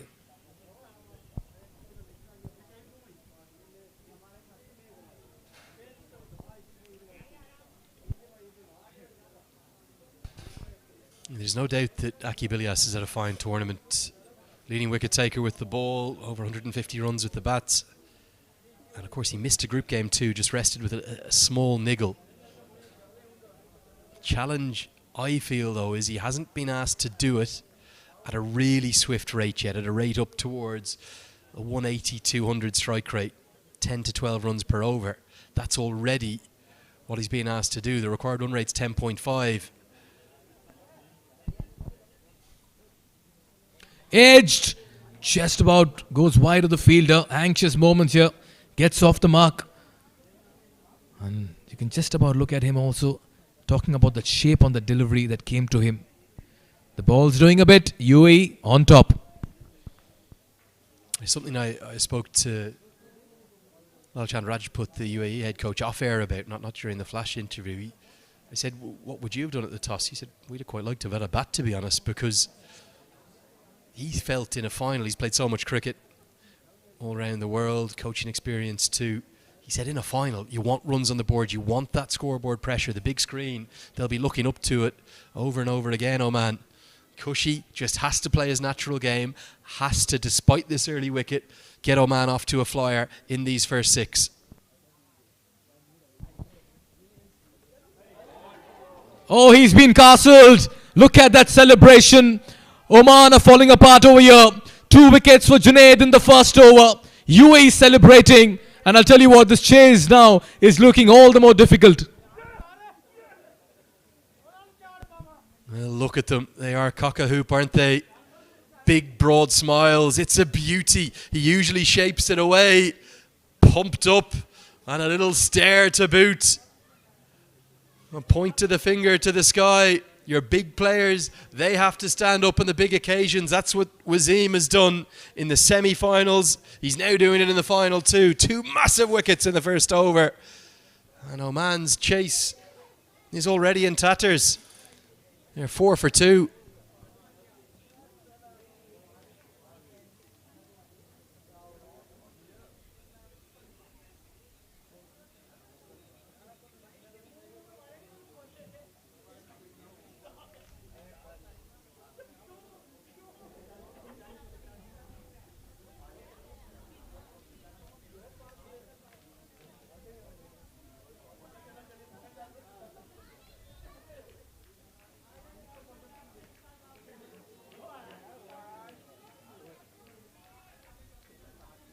19-year-old Omid Rahman has been impressive ever since he's got a go in this competition. Early days for him. The captains backing him at the same time. UAE have accounted for 2 wickets in the very first over. Oman on the back foot chasing 202. Everything going UAE's way. Omid Rahman, 2 wickets for him. An economy of 3.83. That's been the impressive part. Slip in place.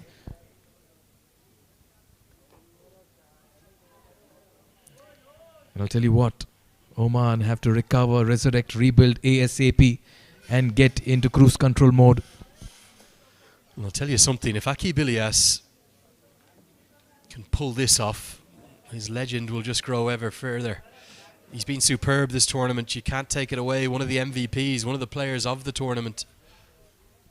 But they are right up against it here. It's not just the fact they need 10 and over. They've lost too early. And the Emirati bowlers are finding more shape at a higher velocity than the Oman opening bowlers did. Bilal Khan's first 2, he just didn't quite get it right. There again, was in the air. A conventional backward point would have certainly got that pouched. I'll tell you what a time for Maqsood to make his way to the middle. Chasing 200 plus, 2 wickets. Both the openers back in the dugout. The big final. An Asia Cup spot at stake. There's so much going through his mind. A strike rate of 150 for him. He'll have to bat at 200 today if they have to get that far. This is the problem, Mikhail. It's you look at the chase and the makeup of it. For Oman to hunt this down, I'm not saying they were out of the game at the halfway stage, but they needed something from Cushy in the first 6. He's striking at over 200. These two, they are fine players. They're 2 of Oman's best ever. In fact, they're definitely in their all-time greatest 11 already, still during their playing careers. Maqsood and Ilyas, they just don't score quite as quickly.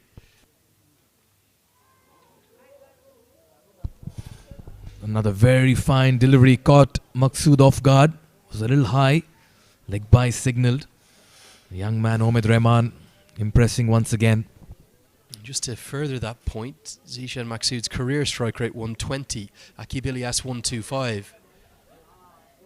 Look at that, he's got it to move in miles, isn't he? Where have they unearthed this talent from, the UAE? Their development systems, their cricketing structures in the Emirates. They keep unearthing gems like this youngster Omid Rahman. Oh, he's gone outside. And it's gone straight to the field that deep. Oh, he's been put down. This is a big wicket. It looked like straightforward catch coming. Would you believe it? Vishnu Sukumaran has dropped a dolly. He's not even looking into the sun. The sun is behind his back. This is taken. I think it's game over. The game is done. It's Akib Ilyas. It's the biggest wicket you have in associate cricket.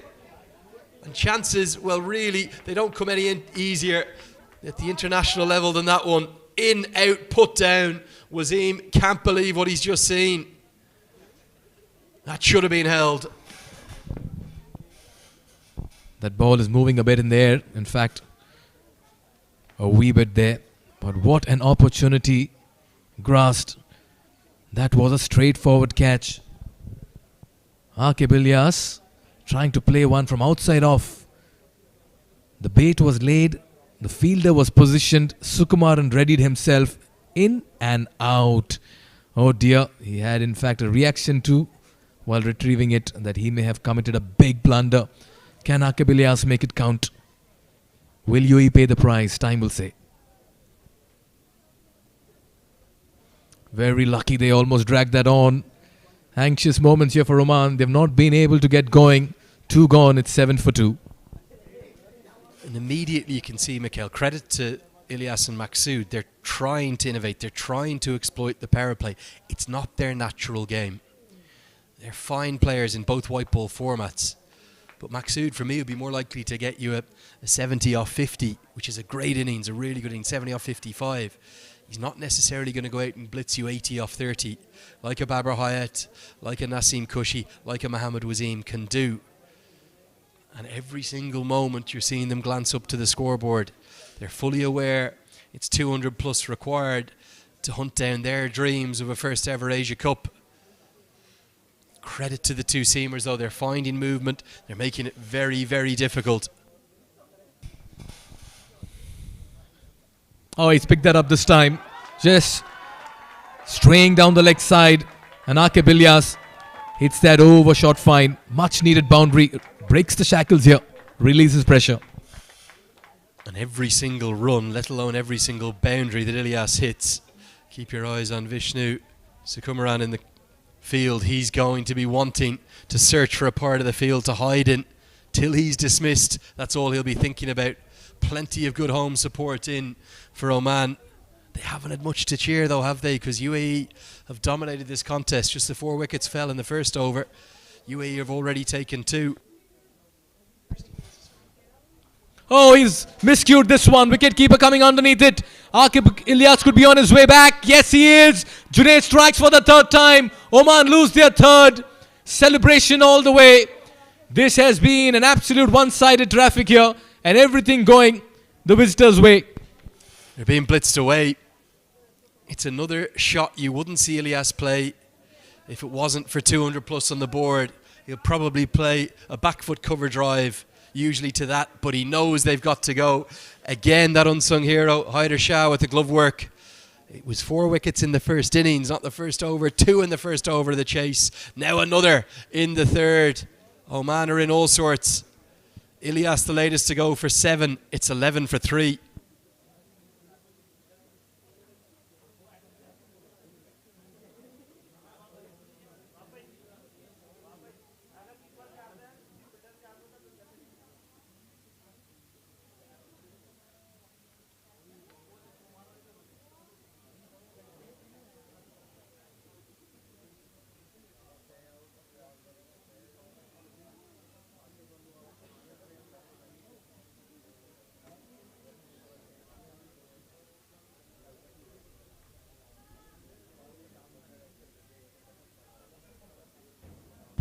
What a start here for UAE. Not just with the bat, but with the ball as well. Khalid Kale, striker at 172, played a very fine innings alongside Akib Ilyas in the semis to take his team through. However, this time around, he'll have to play out of his skin to take his team and get them into this chase. Junaid Siddique, 3 wickets for him. 3 for 8 in his second.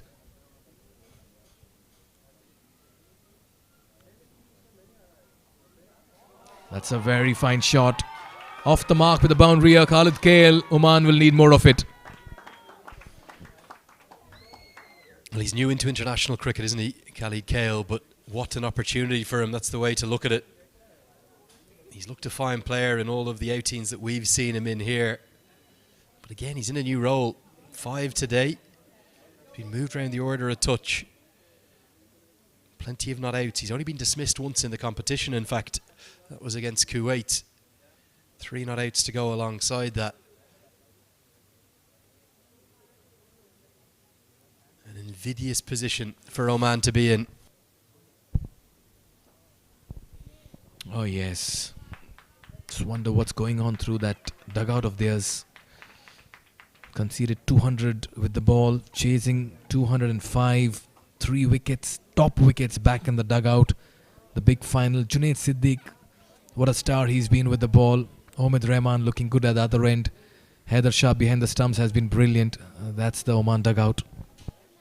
Yeah, Duleep Mendes looks more than a touch concerned, as do all of the subs bench. He's batted all over the place, so even though it's just his 10th innings, he's batted at 3, 5, 6 and 7 already. So he's got that versatility. That 50 came at number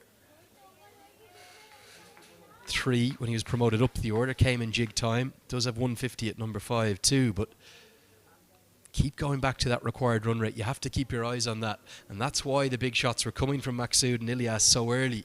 Usually you'd see them accumulate, wouldn't you, for the first 30, 40 balls of a partnership, and then they tend to show off their array of strokes and their power once they know that they're in the situation, maybe the occasion to forcing the bigger shot and forcing the 3rd wicket.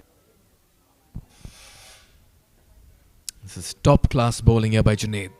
bowling to his field. What an over this has turned out to be. A wicket, 8 runs coming off it, 3 gone, it's 15 for 3.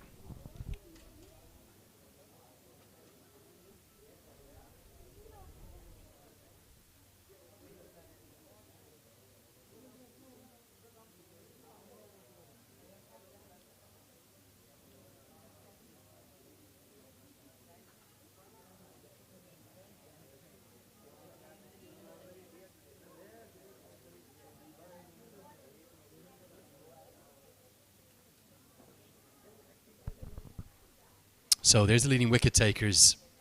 Oman have dominated that chart, haven't they? First and second, Akib Ilyas, Bilal Khan. Isan Khan, what a performer he is, just keeps doing it again and again. Ayan Afzal Khan, economy under 6 in this tournament with those 8 wickets. There again, look at the amount of swing Omid Rahman is getting here.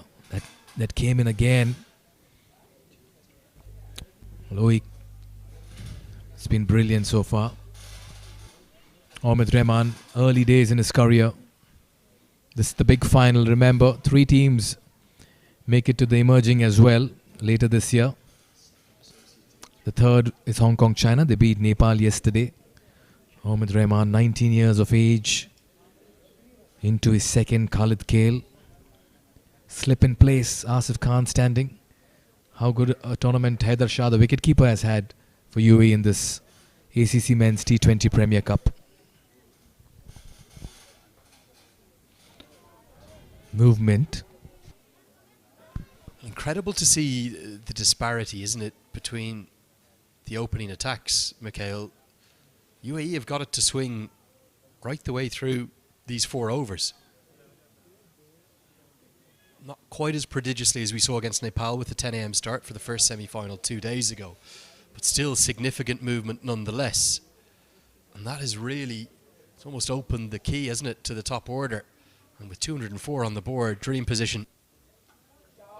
That's a very good shot. In full control of that pull.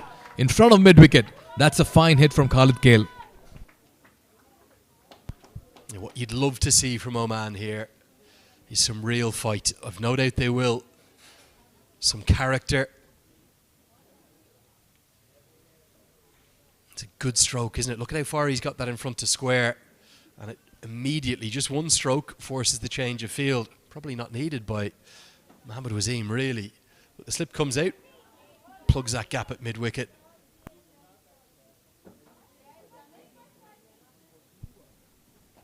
That's a much better length, and that's what I was referring to.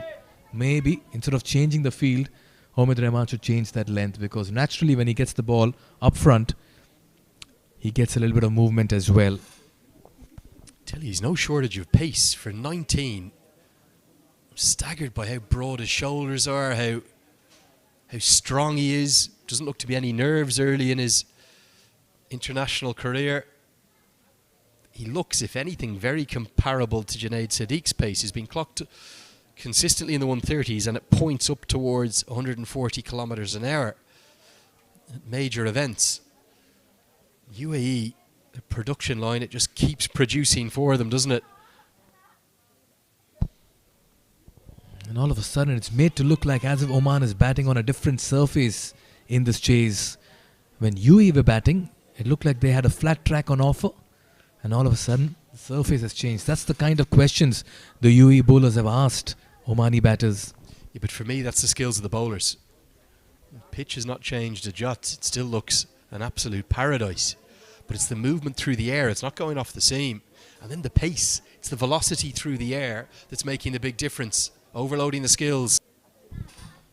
Shot and wide. Protection in the deep. Well, Zishan Maqsood has been there for a while, seeing things unfold in front of himself. Another decent over. 4 gone. It's 21 for 3.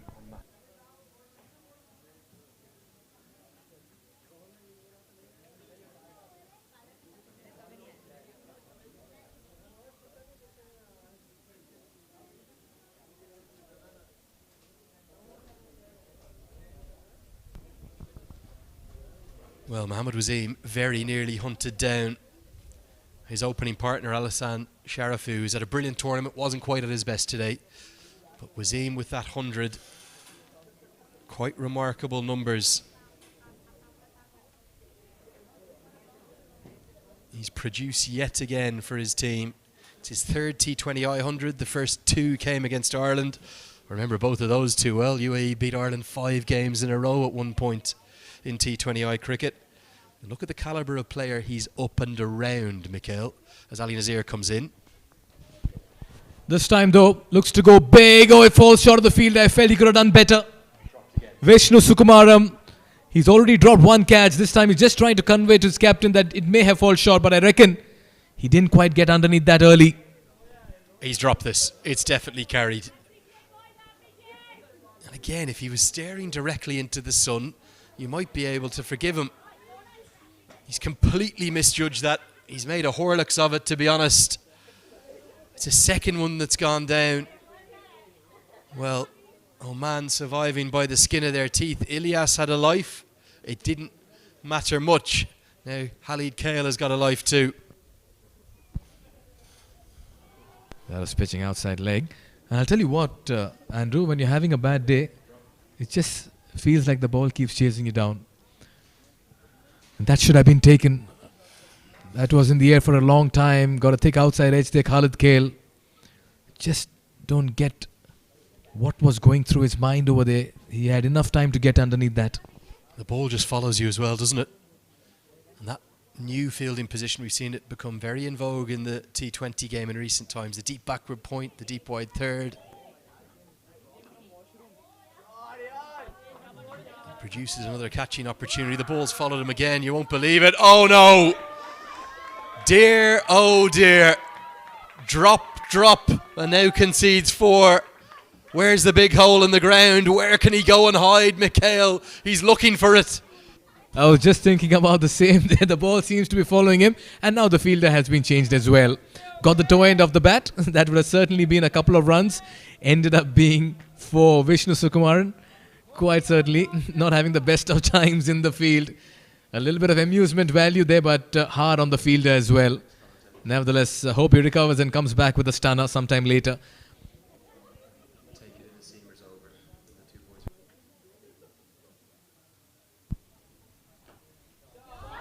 This time firmly struck.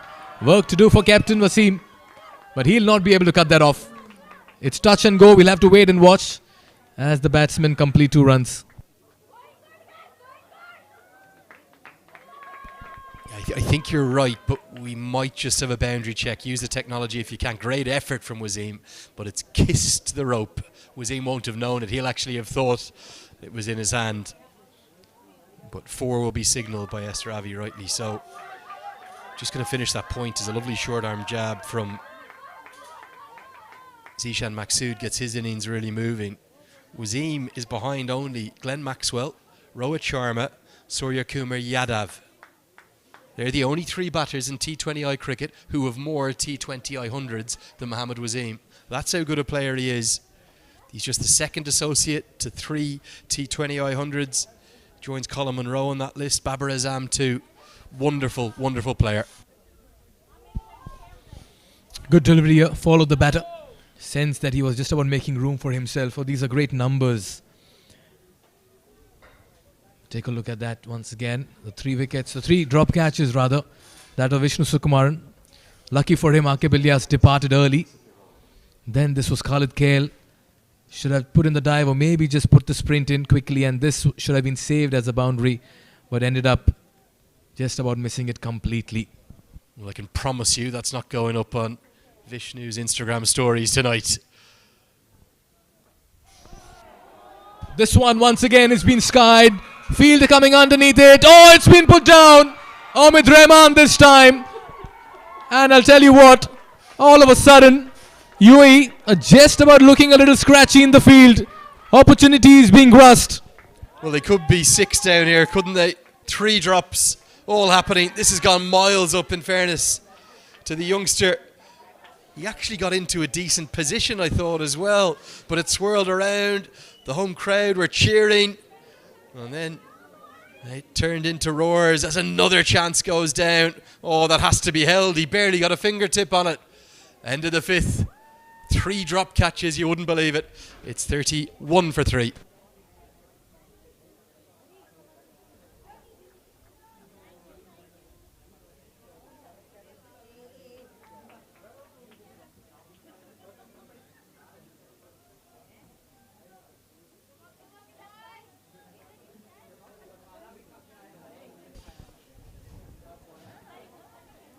to unlock cricket, download ACC app now, and you can enjoy all the live actions happening here. And you can also visit www.asiancricket.org. 5 overs done, 3 wickets down. Omid Rahman will continue. Nicely managed. Excellent in the field. Mohammad Wasim joining me is Pranav Mehta. Good start provided by the fast bowlers of UAE. For sure. Firstly, runs and control. The current run rate just around 6 when they're required 10 to start with. And right now it's escalated to 11.5. Second, wickets. 3 wickets down already. And that's concerning times. Absolutely. On top of that, they got some support from the UAE fielders as well. Vishnu Sukumaran dropping those couple of chances, and Omid Rahman putting down Zishan Maqsood in the previous over. The change, they started with Akif Raja in this tournament, UAE. They went for plenty of runs in power play, and all of a sudden the youngster getting a chance. He was brilliant, and he gave that much needed confidence to Junaid Siddiqui. Bowl with lot of pace. These two bowlers are doing a pretty good job for UAE. Nicely managed. Dealing in boundaries is Khalid Kale. Width offered and rightly punished. Oh yes, that's what you get. When you drop the class of Khalid Kale and Zishan Maqsood, they are always going to be coming hard at you. They're here to express themselves. They're not going to fancy or go down from a chance. They're here to make it count. And what an incredible strike. He's a talented youngster, Khalid Kale. And he can make a mess of this target that is set by UAE. That is his caliber, that is his capacity. Can he do it?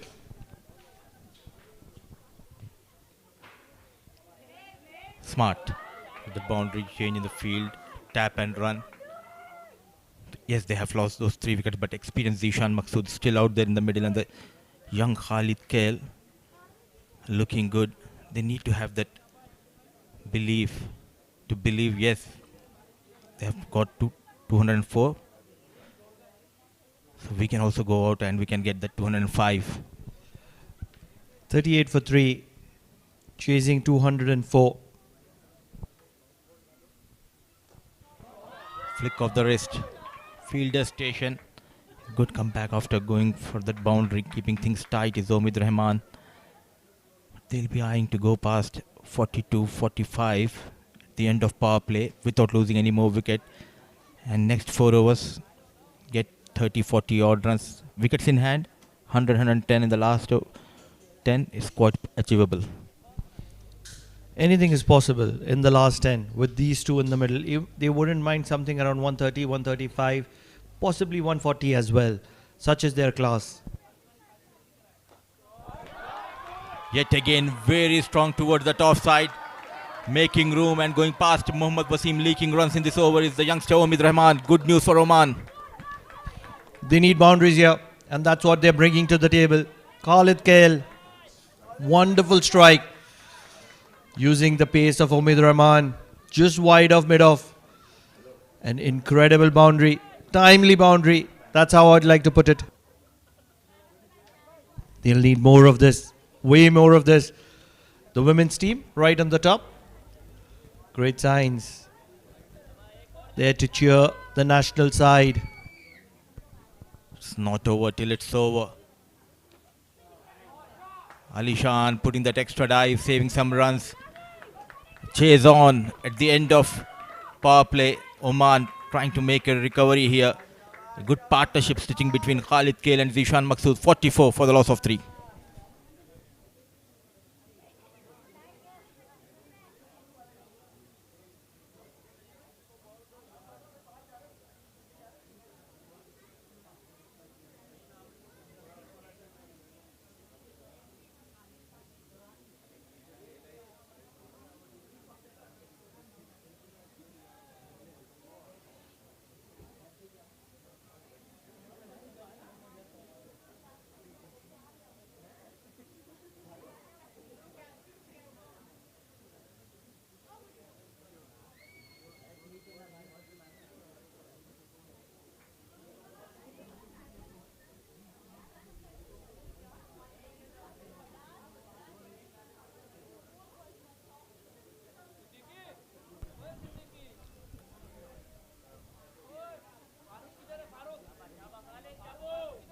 A good recovery, I would say, after losing Akib Ilyas and those 3 wickets in the power play.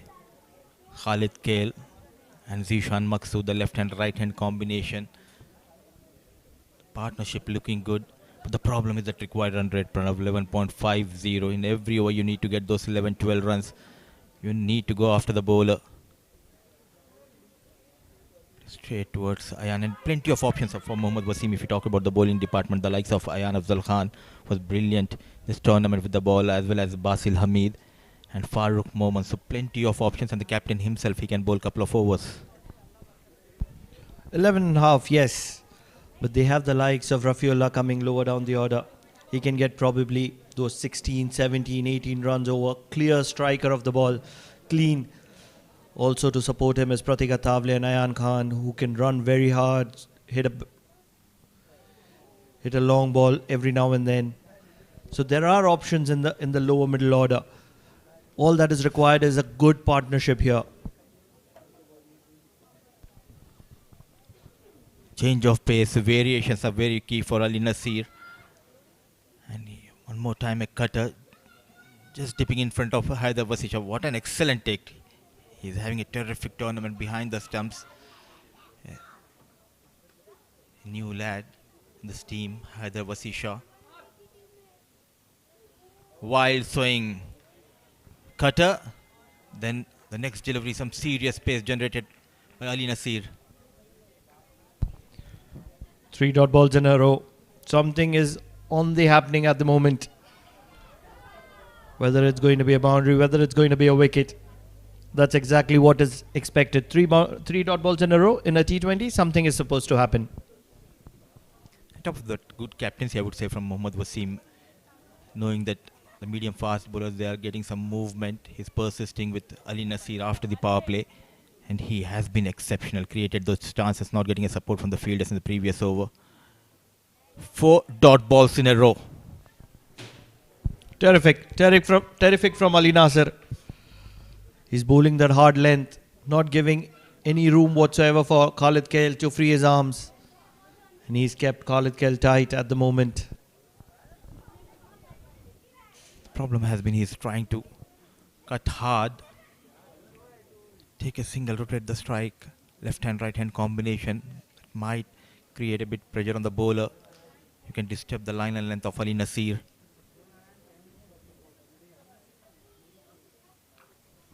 Connects, and a chance put down. This time it's Farooq Moman. They don't want to get the wicket of Khalid Kale. Chance created yet again by Ali Nasir. No support coming in from the fielders of UAE.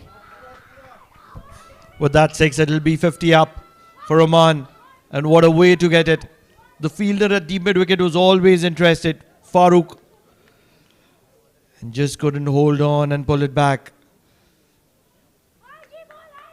They're making a mess of this. UAE, if they keep Khalid Kale for long enough, it can be really lethally dangerous. And you need some luck, as we have seen in the first innings, and to chase that kind of target of 204, you need luck. That is what he's getting from the fielders of UAE. I feel for this bowler, Ali Nasir. And though with the dot delivery, 7 was done, 50 for the loss of 3.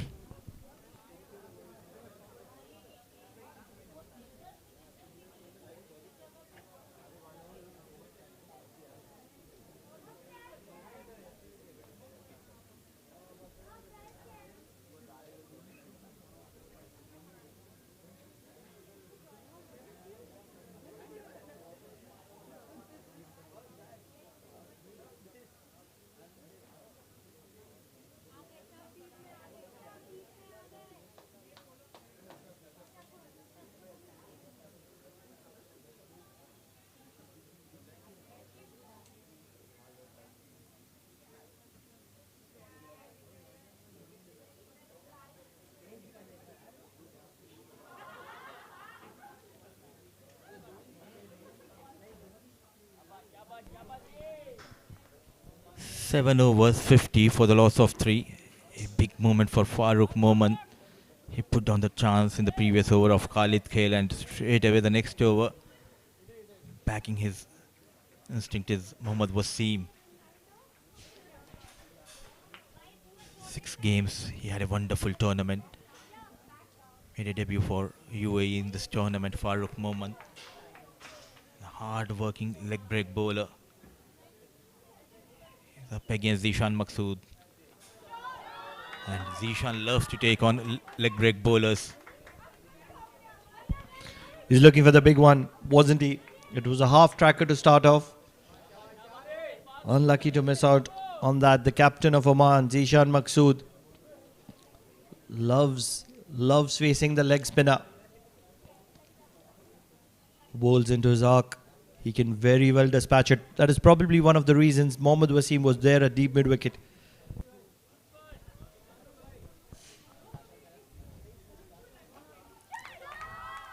Nicely managed. Some work for Alishan Sharafu. But now the pace will be very key for Farooq, especially against Zishan Maqsood. Anything short of length will take you out of the park. You need to be very sharp. Try to bowl towards the top stump. Yet again, if anything towards that 4th or 5th stump, he'll take you over that extra cover.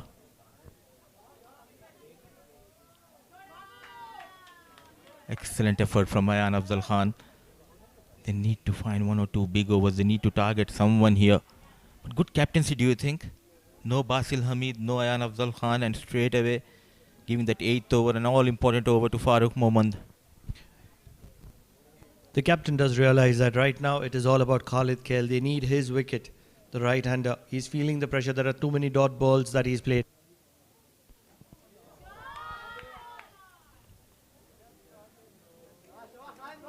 And also, I believe, keeping in mind that required run rate is creeping up above 12 runs per over, and this is the right time because this is the first big tournament for Farooq Mohammad. He don't want Farooq Mohammad to be in a situation where the batters are going after the bowlers and he comes and leaks those runs and loses his confidence. In the air, Mohammad Wasim, no mistake. The captain takes, the big man departs, Zishan Maqsood. Farooq Mohammad strikes in his first over. What a catch. Mohammad Wasim, you can't keep him out of the game. He's everywhere on the field. He certainly believes that he's got 100 to start with. And with the captaincy spot on, placing himself right where the catch comes. Deep mid wicket. He had all the time in this world. And he was never going to be dropping that. The captain of Oman walks back, 14 of 14 for him. As Oman lose their 4th, and they are going to be in a lot of trouble here. 54 for Oman. The best part, Pranav, of this wicket is he's not afraid. Farooq, especially against the left-hander. Look at that. Coming into Zishan Maqsood. He was expecting it to be a bit fuller. Brave enough, giving that flight and loop. And the Superman of UAE, making no mistake, Mohammad Wasim, the big man, Zishan Maqsood. Falls back, 54. They have lost their captain, and in comes another left-hand batter, Ayan Khan. It has been a sensational performance from UAE. They batted well. Yes, they were lucky in the first innings, but they grabbed that opportunity with both the hands. The likes of Mohammad Wasim getting to that magnificent 100. A quicker delivery, loud appeal, chasing that delivery, an excellent catch. The finger goes up, double strike, back-to-back strikes for Farooq Mohammad. Ayan is going to be walking back, and he's going to be devastated. That could well have been a wide if he would have left it alone. Extremely wide, and certainly out of his arc. And once again, impressing with his gloves behind the stumps. It's that wonderful young wicketkeeper of UAE. What a wonderful catch. They're never too easy. Oman lose their 5th as Ayan Khan walks for a first ball duck.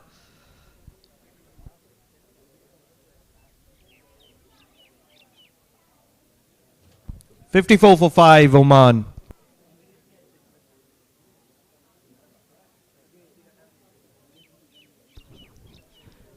$205. That is what Oman was looking when they came out to chase the target. It was the Junaid Siddiq. He started off brilliantly, getting KPN, low catch, excellent catch from the wicket keeper. Then clean bowled, a quicker delivery. in the top of the off stump. Omid Rahman creating a couple of chances but not getting that support from the fielder. Akib Ilyas was dropped the previous over, but this time, luckily, there was Haider Vasisha, the rescue ranger with the gloves for UAE. The young lad has been terrific behind the stumps throughout this tournament. They've been incredible, haven't they? Right on top of Oman. Oman have lost half their sides and they are in a lot of trouble at the moment. And Pranav, last 1 year, 12 months has been a visible growth if you talk about the cricket in UAE. The young boys, they played the Under-19 Asia Cup final by defeating Sri Lanka in the group stage, and the teams like Pakistan in the semi-final, though they went on to lose to Bangladesh. And the girls, the women's team, they performed quite well in Malaysia, winning that ACC Women's Premier Cup and cemented their place in the upcoming Women's Asia Cup. Now, the boys, they have got the half of the side of Oman back in the hut, in control, in command. So it's all about, I think, kudos and full marks should be given to the management and the board, the way they are backing the teams here, especially the Under-19, the likes of Tanis Suri. They performed quite well and they were rewarded by a place the national side. So you need to be on your toes while picking up the squad for such a big tournaments.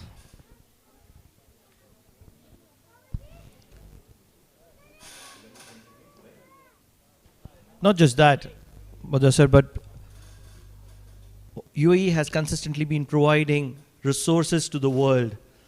I am not sure, Mahika Gaur, if I'm not making a mistake, the left arm pacer, one of those talents, Ritya Arvind that I can talk about, the last time in Oman, he was extraordinary. It's curtains with that wicket of Khalid Kale, in my opinion. Ayan Khan, one of those gem of talents, young talent sensation of UAE. And he's got a wicket to his name as Khalid Kale walks back. A witty bowler, young, but both with lot of maturity. Slow in the air, dancing down the track, nowhere near the ball. And the man behind the stumps is Syed Haider Vasisha. Khalid Khail departs, the last hope, I would say, for Oman, managing 30 of 25 balls with the help of 4 fours and one maximum 58 for the loss of 6.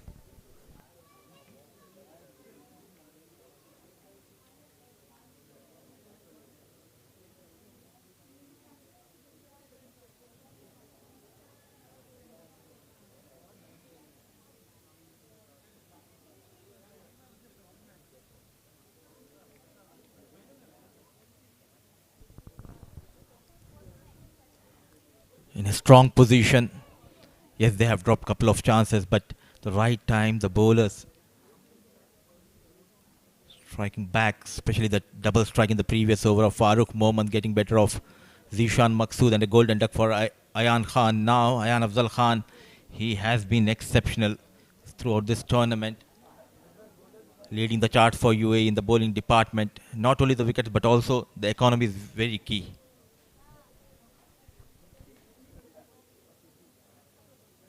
They'd like to have a check.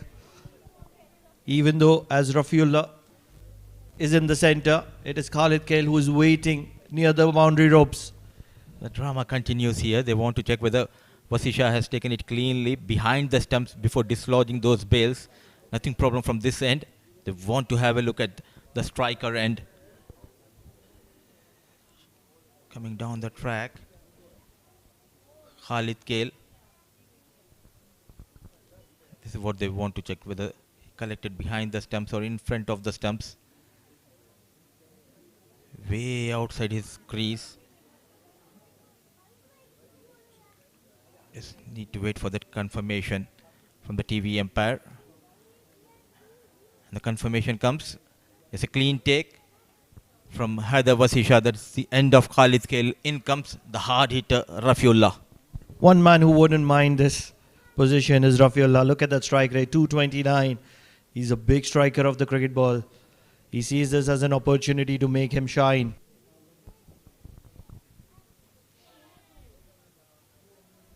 Won't be easy for Rafiullah. What an over.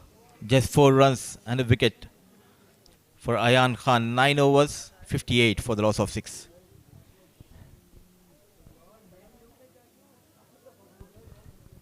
"58 for the loss of 6, and let's head down to the sidelines. It's my co-commentator Mikhail Waswani is out there with the special guest. It's Aqib Ilyas, the rock star of Oman national side. Oman in a little bit of a situation out here. They lost their 6 wickets for 58 runs, chasing 205. Just thought we'd catch up with one of their batters, Aqib Ilyas, to get a perspective into the game. Aqib, I know right now the situation looks a little difficult, but I'm sure the depth in the batting can take you as long as possible.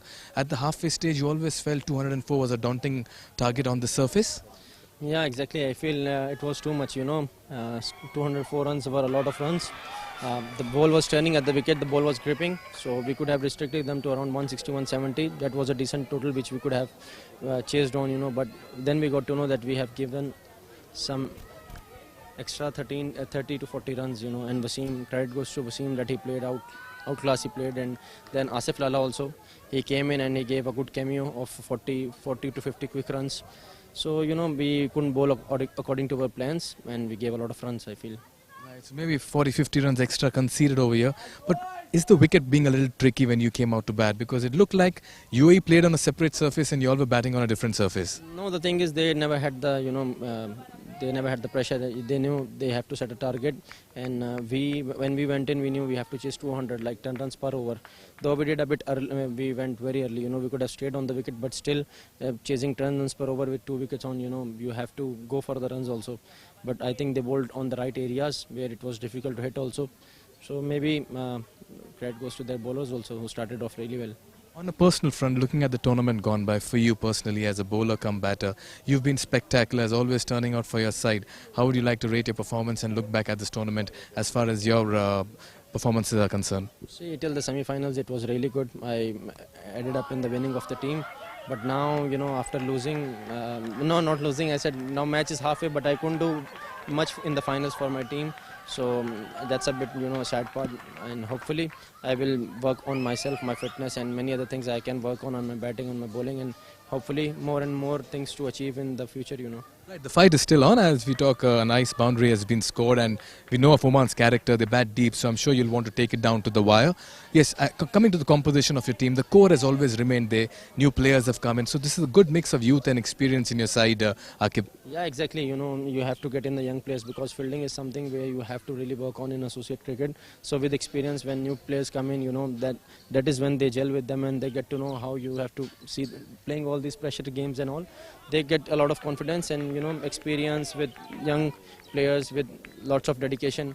So that's a really good combination for us, and till now up to the tournament it was working really well, and I hope still we have few players on the crease who can can do wonders also. So let's hope for good. Right, you all have done exceptionally well so far in the tournament. Match is still on over here. We hope that you can go out there to the wire and get things going.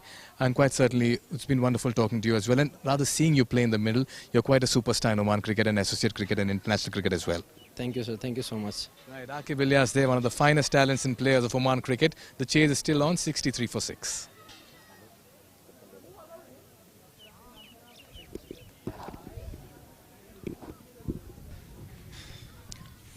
So half of the overs done. The second innings. A dominating position is the UAE after getting those 6 wickets of Oman, 63 on board.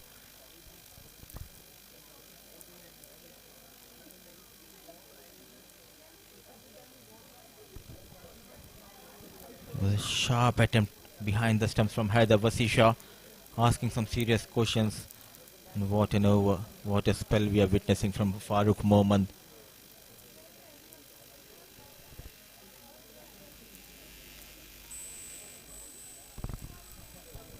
Worked on the back foot, cut hard, and is it in the air?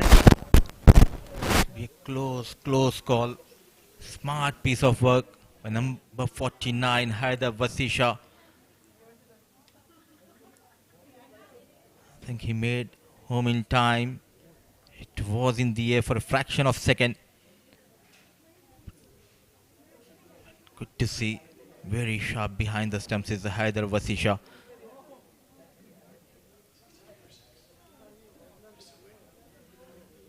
Still waiting for that confirmation. What a piece of bowling performance we are witnessing from the fast bowler as well as the spinners.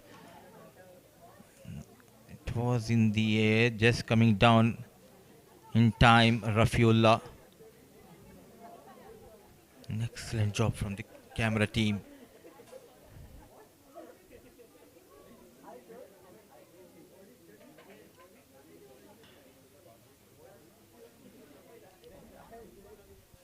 Farooq Mohammad getting an opportunity in this tournament, and he has been the difference if we talk about the middle overs, giving that much needed support to Basil Hamid and to Ayan Afzal Khan.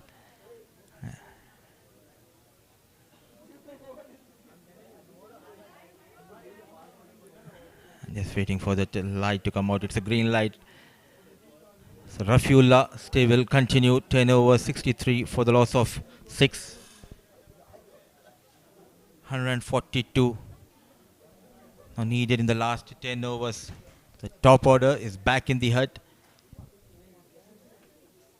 dominating, controlling the game. Are the UAE boys. To talk a lot more about this tournament and this final, joining me is Andrew Linard.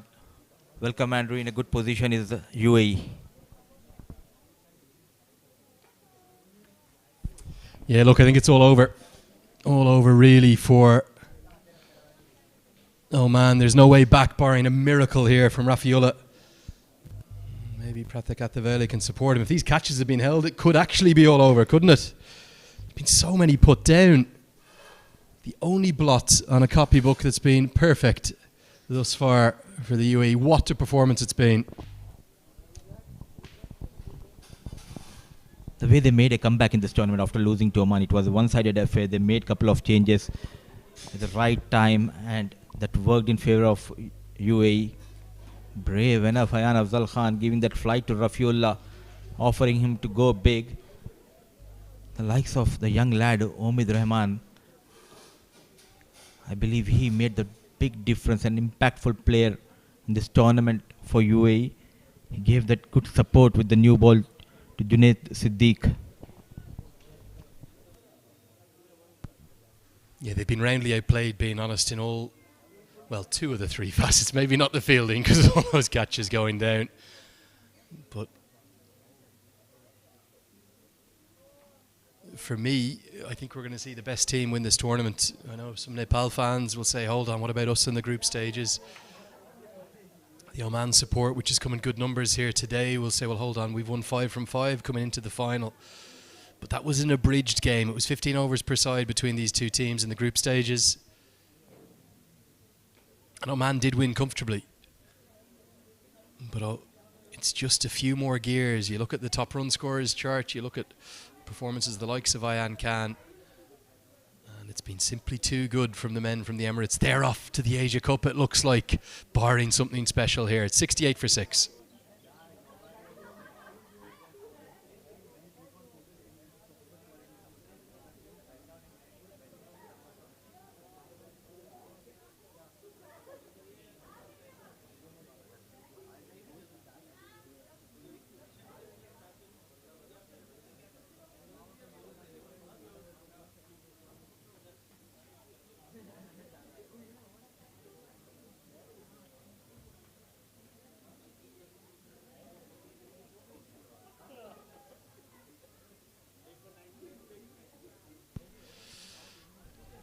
The approach for Oman, always going to be difficult chasing 200 plus. There's no doubt about that. But it felt like kind of Naseem Kushi or bust, didn't it? Because outside of his exploits in the power play, even Kashyap Prajapati, who's up there opening with him, and then numbers 3 and 4, brilliant players as they are, Ilyas and Maksud, they're not going to score at 10 per over comfortably, are they? It's never easy, keeping in mind that this is a big finale. And overall, it has been a successful tournament, as we have seen, a hat-trick, 6 sixes in an over, high-scoring games, close finishes, running hard, yes and no between these two, rightly sent back by Rafiullah. And what went wrong? Was it a wise decision after winning the toss to bowl first on this track? That too big game. Very good batting surface. Maybe the best one we've seen on the Oval Academy one throughout the whole competition. It's a bit more like it. Some fight being shown. Oh, that's launched. You can see it's still a good batting surface. It's worth 6. Maybe should be worth a few more out towards the main road. Big hit from the keeper batter. Not going down easily. Pratik Athavale. Shimmy down the track. Connects well. Taking on Farooq Moman. Technically very sound batter. Pratik Athavale, the wicketkeeper batter of Oman. Some positives. Now they need to calculate the number of maxims they need, because at the other end it's Rafiullah, who's known for hitting those huge sixes.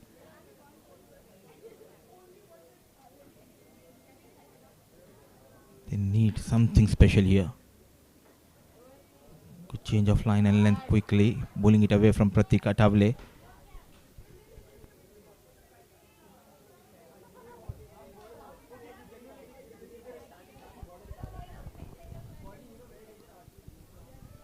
A one-way traffic in this big finale. Yes and no. So good comeback, going for that maximum back-to-back dot deliveries to end the over number 12, 76 for the loss of 6.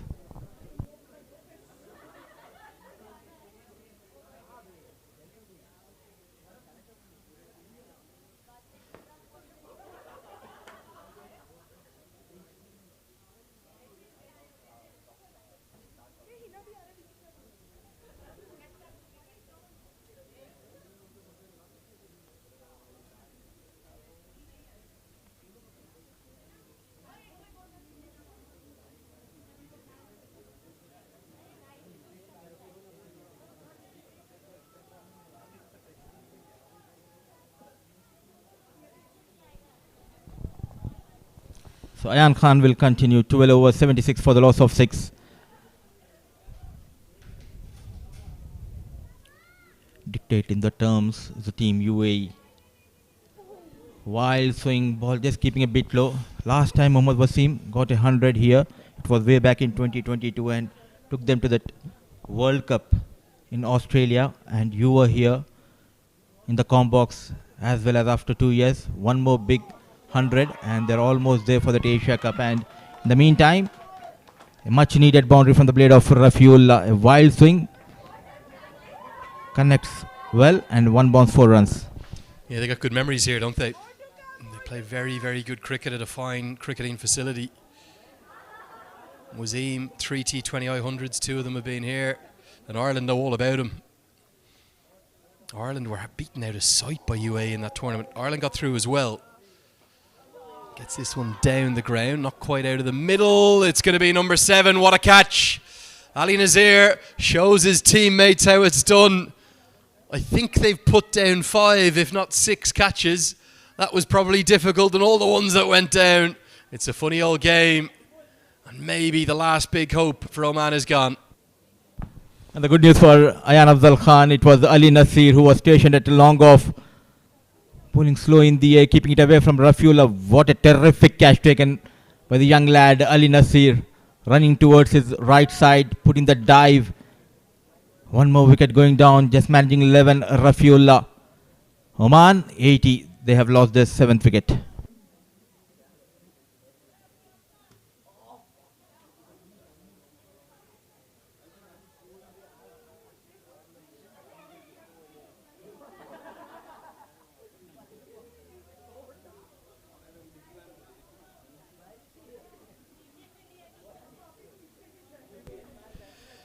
Shakil Ahmed to the crease at number 9.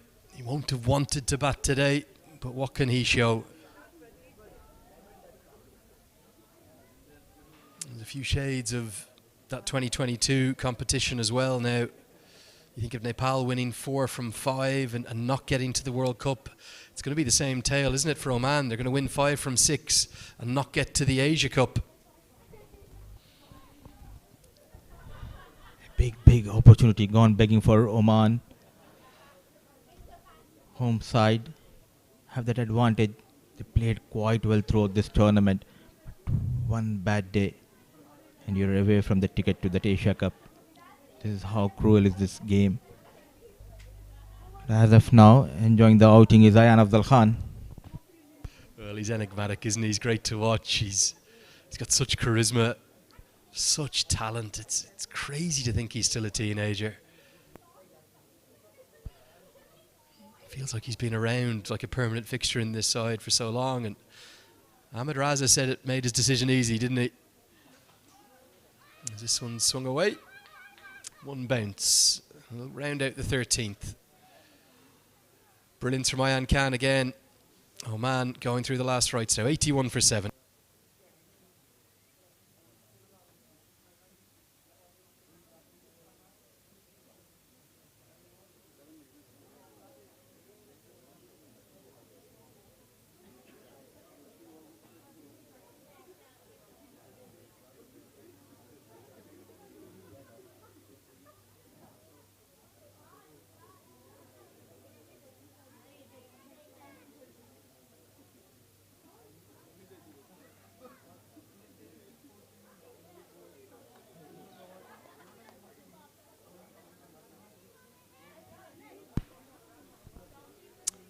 Well, it's a sorry tale, isn't it, for Oman?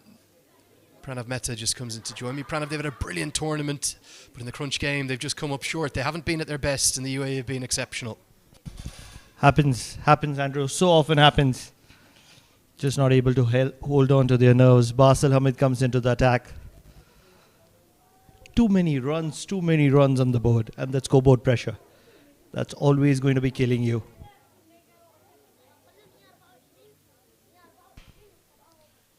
How much do you put it down to the brilliance of the UAE? Were Oman a little under par with the ball as well?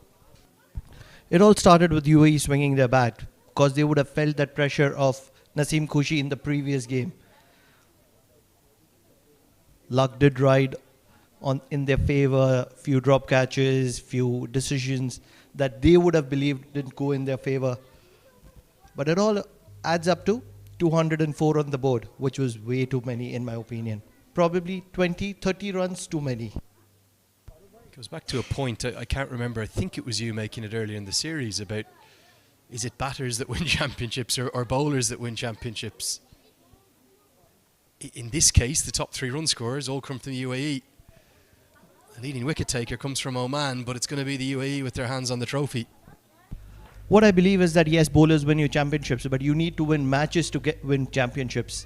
And it is the batters who win you matches. Looking for the big one. Believe there was something from the outside edge of Pratik Atavale. All said and done, nothing to worry about. 82 for 7, Oman. One of those bad days at office. Yeah, that was that delivery there. You saw it bowled from sort of 25 yards. The Mark Watt inspired delivery, the Scottish left arm seamer, spin bowler, does bowl quite flat. It's really tough for Oman, isn't it? Because they've never been to an Asia Cup. That will have made a part of their discussions last night. They'll have so wanted to get to one. They have this golden generation players that would have been brilliant to be at one. End of the 14th now, 84 for 7. Is it too late for a Zishan Maksud, for a Kalimullah, for a Bilal Khan to go for another campaign, or they're just going to keep playing? They've still got plenty of cricket to come. See, they have a lot of tournaments that are loaded up, especially to this extended season. Generally, the season for Oman ends just prior to Ramadan. That is end of February, start of March. This is an extended season considering that big tournament that they're going to be playing later this year. That is the World Cup.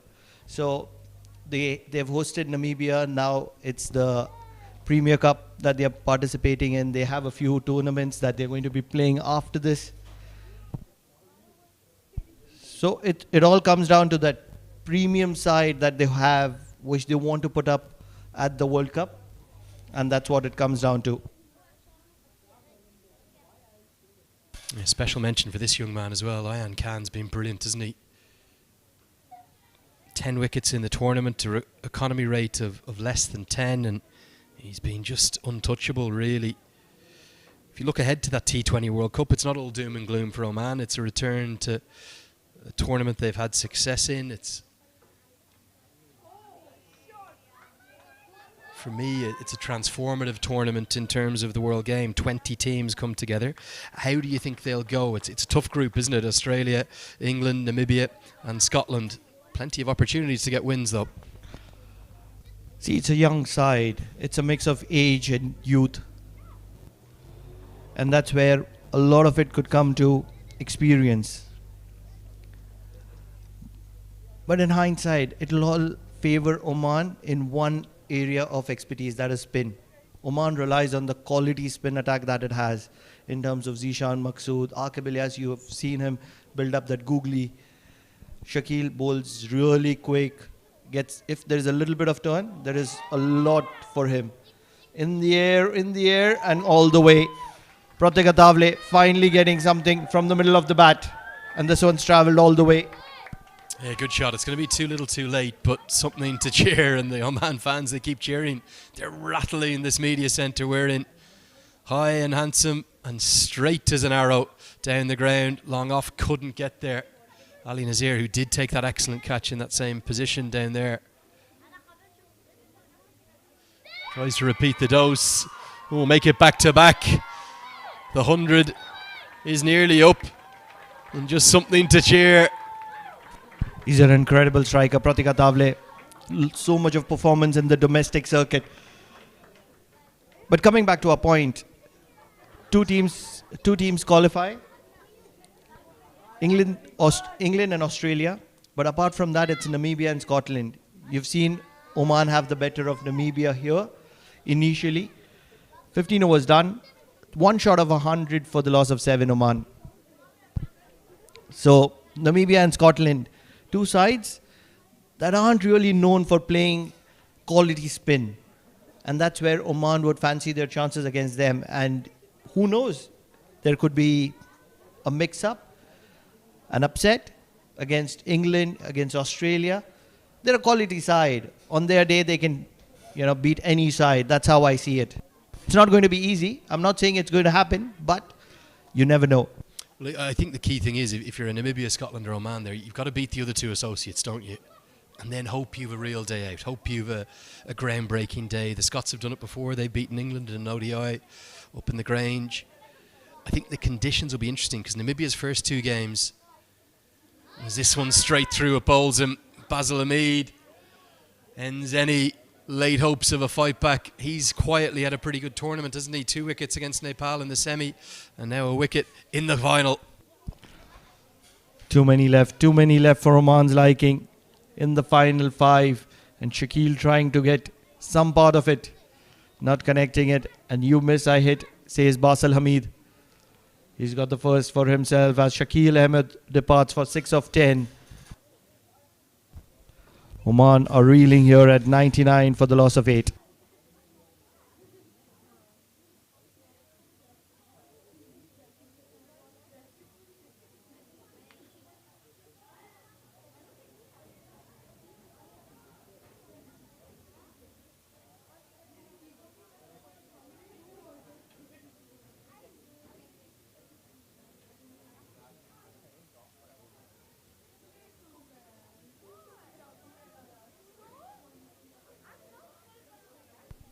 Fayez Butt, who certainly is capable of clearing the ropes himself. He'll look for a little bit of late joy himself. Be so disappointed, Oman. It was such a golden opportunity, wasn't it, for this golden generation that they have. Just talking a bit about that T20 World Cup they have to look forward to. The first 2 Oman games will be in Barbados. That's where it favours pace and bounce in a big way at the Kensington Oval. Then their second 2 games will be in Antigua, where it's spin to win. You can see Ilyas being a big factor there. Maqsood, Shakil Ahmed too. Oman certainly favours that spinning attack of its everything relies on it. And even when they come into bat, they're brilliant players of spin. And that's where so much of it comes down to spin. But when you're talking about pace, they have a handy pace attack as well. They have the likes of Bilal Khan, Kalimullah, Fayaz Butt. There is Rafiullah who can bowl the arm over as well. Mehran Khan was a part of the things as well. So medium bowler to offer as well. So a lot of options. What Oman has is a mix of all-rounders. They bat really deep. They have a lot of options in their bowling as well. So they're a handy side. In that balance they have, it's because of Maksud and Ilyas, isn't it? Maybe their two best spinners, or also their two of their very best batters at 3 and 4. So it makes for a very long batting lineup. But today it just hasn't been able to produce. And well, UAE are going to cruise home to victory. It's going to be a big, big win for them. They'll be returning to the Asia Cup. To guide you through the last 4, Mudassar Ali will join Pranav Mehta. It's 103 more to win. It's 102 for 8.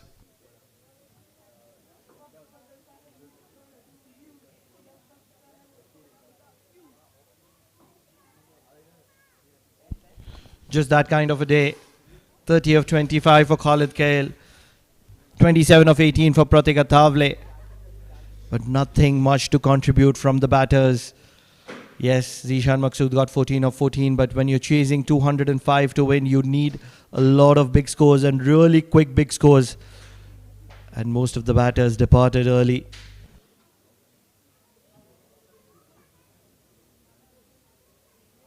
Mudassar, it's all UAE today. Oh, absolutely. They started off very cautiously, 2 overs 7, without losing a wicket. That over of Bilal Khan changed the momentum of the game. 3 back-to-back maximum from the blade of Mohammad Wasim. Now it's all about UAE getting those couple of wickets. But again, it clearly showed on a big day, the big man arrived with a big 100. Mohammad Wasim, the captain of UAE. Incredible striker of the cricket ball. Haven't seen many cricketers hit the ball as clean as Mohammad Wasim. If he strikes, it can clear any boundary. And they cleared by a good distance, real good distance. Oh, this is how he bats. The best part was getting that support from Alishan Sharfu. That is the biggest advantage we have seen in this tournament. And Pratik Athavale not afraid to pull Junaid Siddiqui. Can he stay till the end for Oman?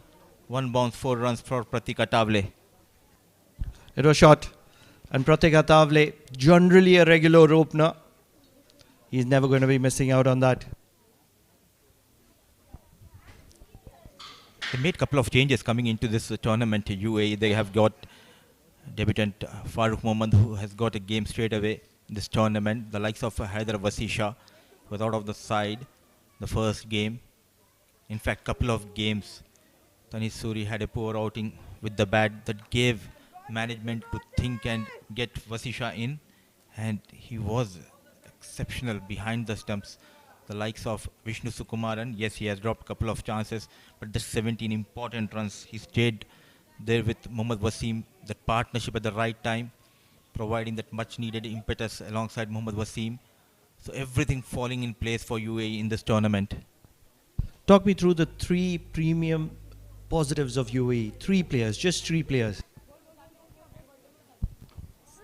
From the likes of this tournament. Trying his best. Technically very sound batter. Playing with full blade from full blade and going past that mid-off. Always in control, on the back foot.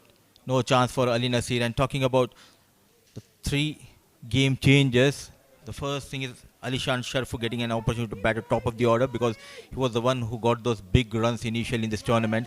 Then Asif Khan back in this side. He made the difference with back-to-back 350s. And everyone contributed quite well. And I would say 4 instead of 3. Okay, then I would go with... It's really tough, believe me, Pranav. Was thinking of Omid and Haider Vasisha. He made a lot of difference standing behind the stumps. He was terrific, exceptional, sensational. Look at that effort coming in from Haider Vasisha, and we cannot take away anything from Omid Rahman as well, because once he came into the side, that gave that extra added responsibility on the shoulders of Junaid Siddiqui, and he expressed that quite well. Going past Asif Khan. Bit fuller. And no chance for Asif Khan Behrouz. Pratik generally an opener, and he's making it count really late. Might be those contributions in vain, but he's certainly putting up a point that you need to be considering me as a batter there. Early days of Pratik, but he has been excellent. Whatever opportunities he got, he performed quite well.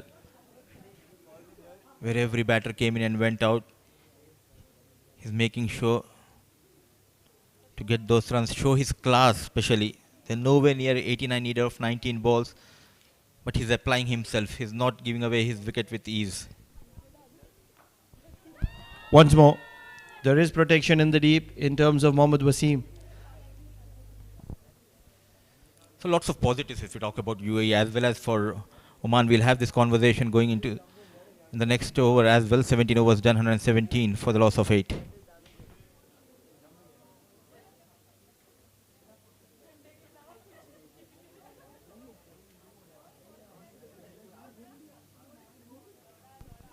$17 overs, 117 for the loss of 8, and a big opportunity last time when they visited Oman in 2022. They got the ticket booked for Australia World Cup. Now they booked the ticket for the Asia Cup 2025. But lots of positive for Oman as well, because in the next couple of months they will be going to West Indies for all important World Cup, T20 World Cup. So take us through the Oman side and what are the positives you think they have got from this tournament? See, there have been a lot of positives.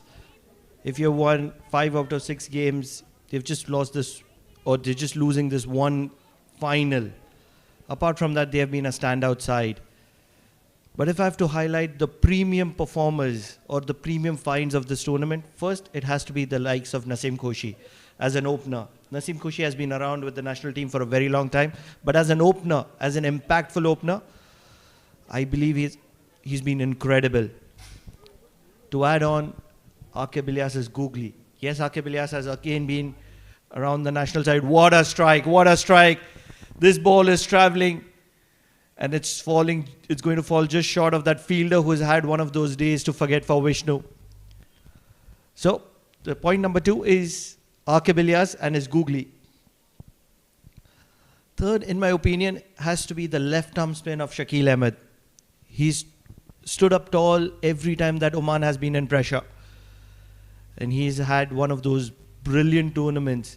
Yes, it's been tough on him, but when you're talking about quality spin, when you're talking about being shadowed by the likes of Zishan Maqsood, Aqib Ilyas, who are the premium spinners of the side for a very long time, and still coming in and shining, I think he's done well.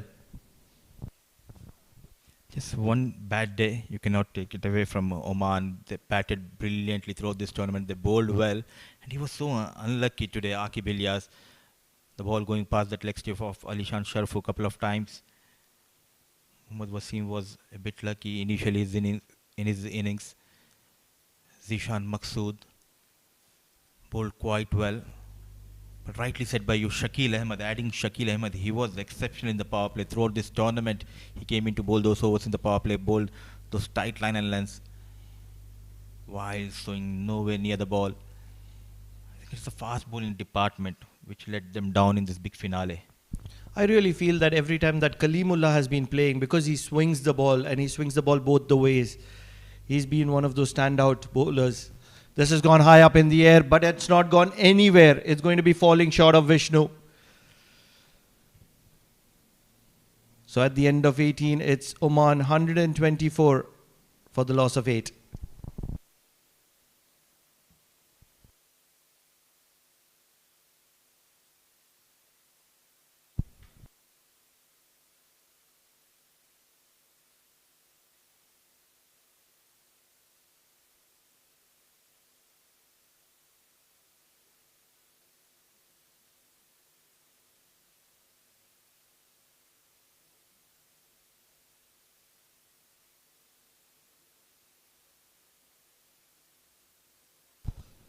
Junaid Siddiqui will come back into the attack for his final over. Strong, swung big, and even the likes of Mohammad Wasim won't be able to be interested in that one. It was struck clean from the bat of Fayaz. He's a strong lad and he's using the long levers at the moment. Trying his best, showing his class with the bat. Fayaz Ahmed, but coming into Fayaz. And a big heave towards that cow corner. Something to cheer for the spectators who came in numbers to support Oman cricket team.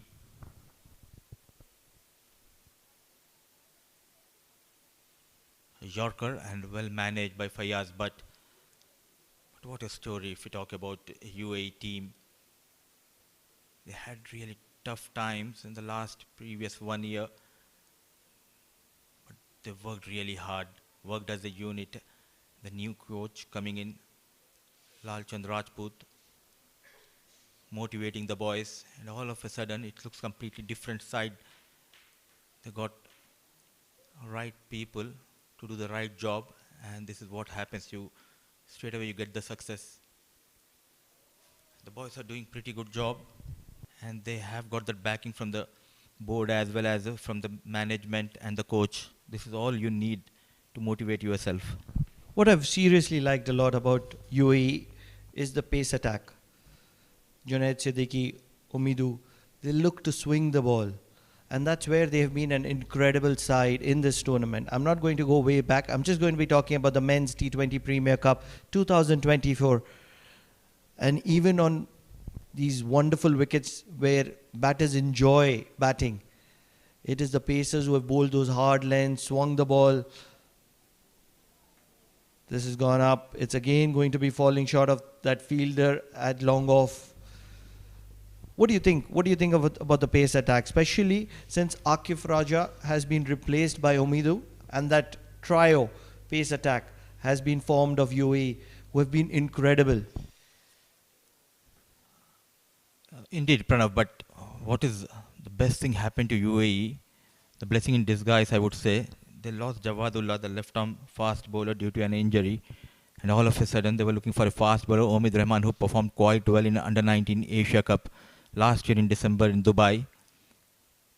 He came into the side, got a game. His first game was against Scotland and got 3 wickets. Scotland were bundled out for 96 or 92 odd runs, and UAE lost that game. But clearly it gave the selectors to know that there is a young lad who can bowl well at the big platform. Akif, yes, he's a quality bowler, but he went for some runs, and straight away Omid Rahman coming into the side. The likes of Zahoor Khan, who was not part of this squad. So it's always a positive note when you get someone like Omid Rahman who comes into the side and performs quite well, and he knows his skills quite well. He knows his limitation. Throughout the tournament, you have seen him how he's bowling. He knows exactly where to bowl, not to try out too many things. Hardly he bowled 1 or 2 bumpers throughout this tournament because he knows his strength is bowling fuller to the batter, commit them for that front foot drive and create a chance. And he does swing the ball really late. And that's what makes it really difficult. Yes, it is a shorter format. You want to add a lot of variations, but it does showcase that if you can stick to your basics, it can always be in your favor. And good to see at this age, he's just 18 and knows the art of swinging the ball both the ways. Omid Rahman struggling to break this partnership. UAE bowlers. It's mere formalities. They know deep down that they've got this trophy in their hands. 19 overs gone, 136 for 8, Oman.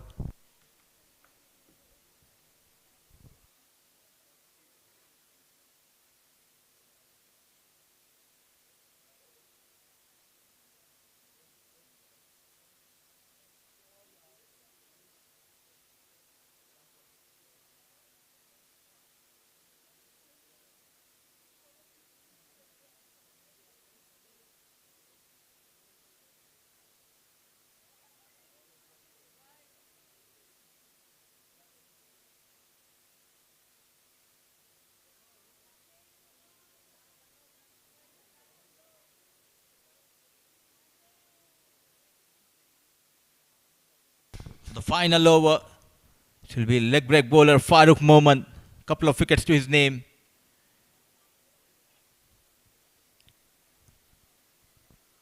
One of the best thing happened for UAE in this tournament is he is one of them. Farooq Mohammed, the leg break bowler. All of a sudden, the composition, this team looks completely different. Under the leadership of Mohammad Wasim, the team doing a pretty good job. It's something for the spectators. Pratik Atavale, a boundary inching closer to his personal milestone. Incredible. Pratik Atavale is certainly very, very talented and just showcasing glimpses of what he has, the potential that he possesses. He's being used as a specialist wicket-keeper. Bats lower down the order, but he has a lot of potential with the bat as well. Pratik Atavale. He has 4 deliveries to go past that 50 mark.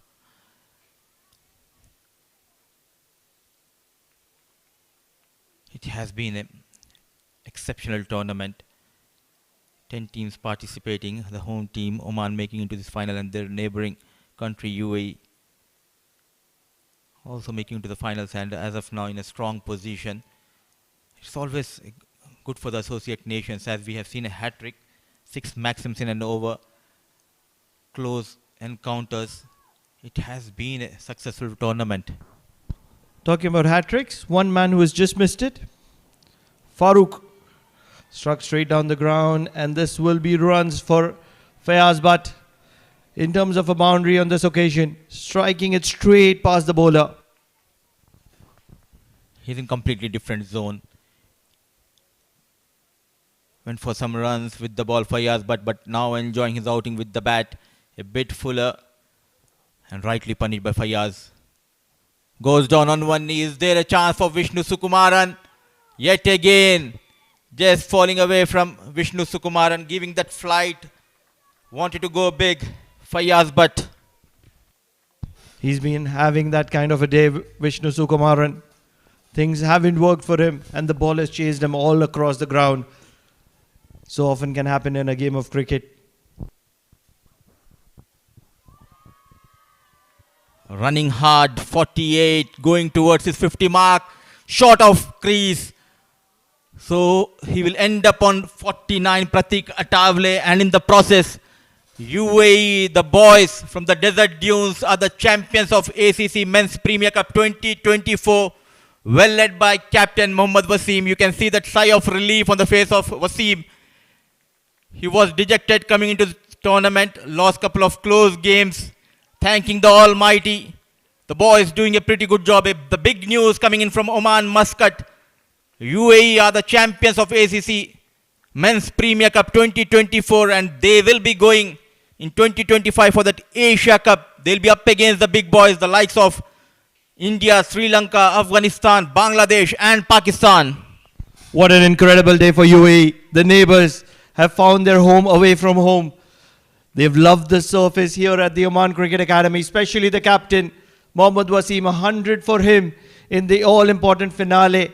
And yes, that all-important ticket. In the process, they will also have a ticket to the Emerging Cup that will be available to Oman as well. And also, it is going to be Hong Kong, China that will be traveling for that Emerging Cup that's going to be hosted in Oman. What wonderful visuals here. UAE, the crowned champions of the Men's T20 Premier Cup 2024, and that's a relaxed face in my opinion. Tears of joy from the captain of UAE, Mohammad Wasim. What a moment for UAE, and also a big moment for Oman team. They played well throughout this tournament. The smile says it all. Good to see the sportsman spirit between these two parties. But what an incredible game of cricket we have witnessed. Above 200 runs were posted in the first innings by UAE. An incredible hitting from Mohammad Wasim, the captain, scoring that big 100 yet again, making the difference in the big final and showing the world that he is a big match player. Incredible signs, incredible signs. Two Gulf nations shining bright in this all-important tournament. Just one defeat for both these champion sides. On the group stage, UAE lost to Oman. And in this all-important finale, Oman lost this one sole game in this entire tournament. And that happened against UAE. Mohammad Wasim, the number 10 for UAE, he will walk in relaxed into the dugout. And the boys responded quite well. And a happy coach, Lal Chand Rajput, he also made the difference in this side. Alishan Sharfu, the youngster, was brilliant with the bat throughout this tournament. Tough time for Vishnu Sukumaran and Haider Vasisha, another upcoming talent. What a day he had behind the stumps. Vishnu, a lucky escape, I would say. He dropped Akib Ilyas, he dropped Khalid Khail. And this was the moment. They were waiting for the past couple of years. They missed that opportunity in Nepal in 2023. They went on to lose that final to Nepal in Nepal, but came here with a lot of plans, and it worked in favor of UAE. Talking about the Oman batting card, it was a disappointing start, chasing 205 to win. Lot of early wickets, and all of that was courtesy of Junaid Siddiqui. And then a small bit of partnership came in between Zishan Maqsood and Khalid Khail. But consistent wickets did not allow them to get through. Yes, a little bit of positives towards the end from Pratik Athavale and Ahmed Fayaz Butt. But nothing much to talk about. 149 for 9 is where they completed, chasing 205 to win. The bowlers always knew they have that edge after the batters posted 204. Junaid Siddiqui started off brilliantly. What in first over, getting back-to-back wickets. That too of Pratik. In fact, it was KP and Naseem Khushi getting 3 wickets in his kitty in his quota of 4. Omid Rahman yet again outstanding wicketless. So was Ali Nasir, 2 over 16. Unlucky couple of chances were put on in his bowling. Mohammad Farooq, what a find for UAE. 4 overs, 30, couple of wickets to his name and couple of wickets for Ayan Afzal Khan. And Basil Hamid made a habit of getting a wicket in his kitty. And just 8 extras conceded, and they kept Oman to 149 in allotted 20 overs. Let's not forget, Mohammad Farooq almost missed that hat trick by a margin. It was Oman that came up in style, and it was Kashyap Kumar Prajapati who departed early. Naseem Khushi was looking to express himself, and he departed early as well, courtesy of Junaid Siddiqui. And that drop catch could have costed a big while, but it was not to happen. That too of Akib Ilyas, but what a reply from Junaid Siddiqui in the very next over. An excellent catch taken by wicketkeeper, keeping his calm and composed. Haider Vasisha had a wonderful tournament behind the stumps. They were never in control, though Khalid Khail tried his best, getting a couple of boundaries. But that asking rate going over 12 runs per over made that huge difference. This was the second chance put down by Vishnu Sukumar, and he had a very tough day out there in the field. Couple of chances going down, then now giving that boundary with ease. Something that was really impressive was the fielding in general, especially from Mohammad Wasim. On this occasion, yes, the drop catch. But apart from that, Khalid Khail shining bright. And he was having that day where he wanted to make it count. But what was impressive was the leg spinner and the captaincy of Mohammad Wasim. 2 back-to-back wickets for Mohammad Farooq. He was on a hat trick. That's where an easy catch was dropped at sweeper cover. Khalid Khail departing back in a rush as well. This was a hat-trick ball of Farooq Mohammad. Unlucky. Yet again a catch was put on, but Pratik Athavale providing some impetus with the help of Fayaz, but laid down the order, but it wasn't enough today against UAE. What a terrific catch taken by Ali Nasir, and Ayan Afzal Khan was rightly punished by Pratik Athavale for offering that flight. And a good knock we have witnessed from Pratik Athavale, something positive for Oman. Some positives. Despite all those wickets that fell so early, they were still able to get to somewhere around 150, courtesy of this good knock from Pratik Athavale and some good striking from Fayaz Butt. They were striking and striking clean.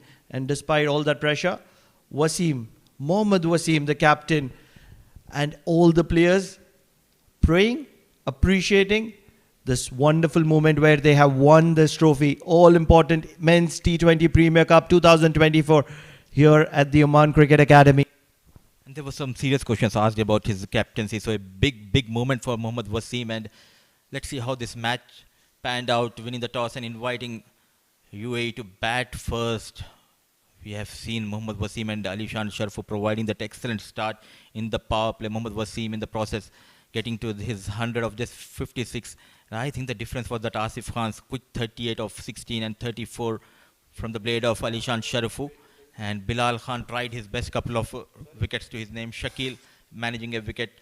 Zishan Maqsood a bit expensive, getting a wicket of Alishan Sharf. When the chase started, the bowlers were always in control and command. Junaid Siddiqui getting those couple of wickets in the first over that saw the back of Naseem Khushi and KP. After that, it was a one-way traffic. So Oman 149 all out for the loss of 9. And that's a confirmation that UAE have won this championship here at the Oman Cricket Academy. That's it from us here in the comm box. On the other side, it's going to be the presentation along with Andrew Leonard.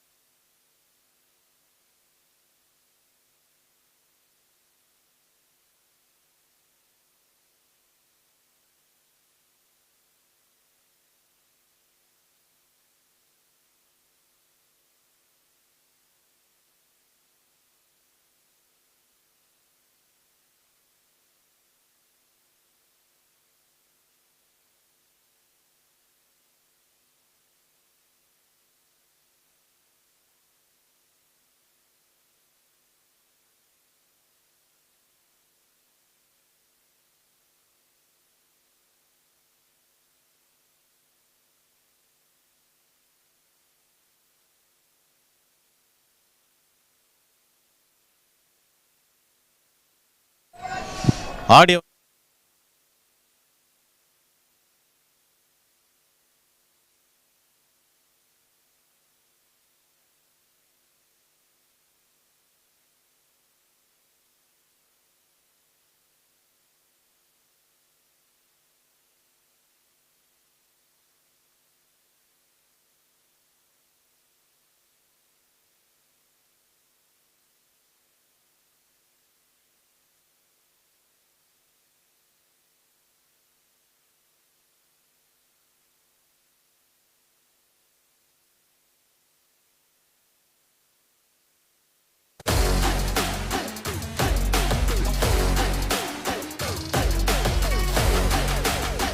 One, two, 1, 2. Check 1 2 1 2. Okay, wa? Check.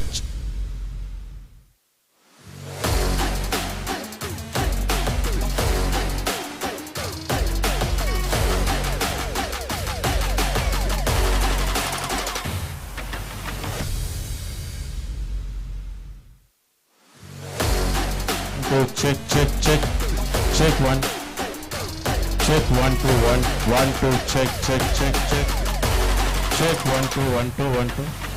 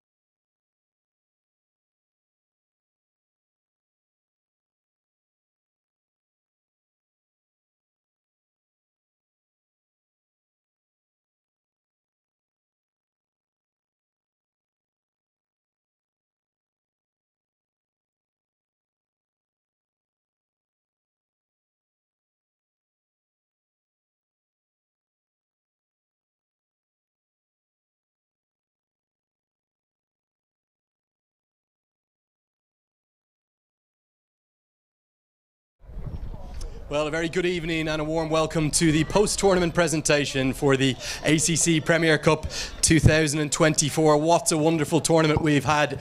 We've seen a little bit of everything. We've seen 6 sixes from Dipendra Singh Airi. We've seen a hat-trick for Aqib Ilyas, and we've seen a marvellous century that crowned today's final. Before we proceed, on behalf of the Asian Cricket Council, we would like to thank the Sultanate of Oman and Oman Cricket for the smooth conduct of what has been a brilliant tournament. A special thank you to all of our match officials, our ground staff and all involved who battled the tough weather conditions in the Gulf to ensure that all 24 games were played with over 7,000 runs scored in what is a simply world-class facility here in Muscat. Absolutely incredible vistas. I'd like a round of applause, please, for everyone involved, particularly the ground staff.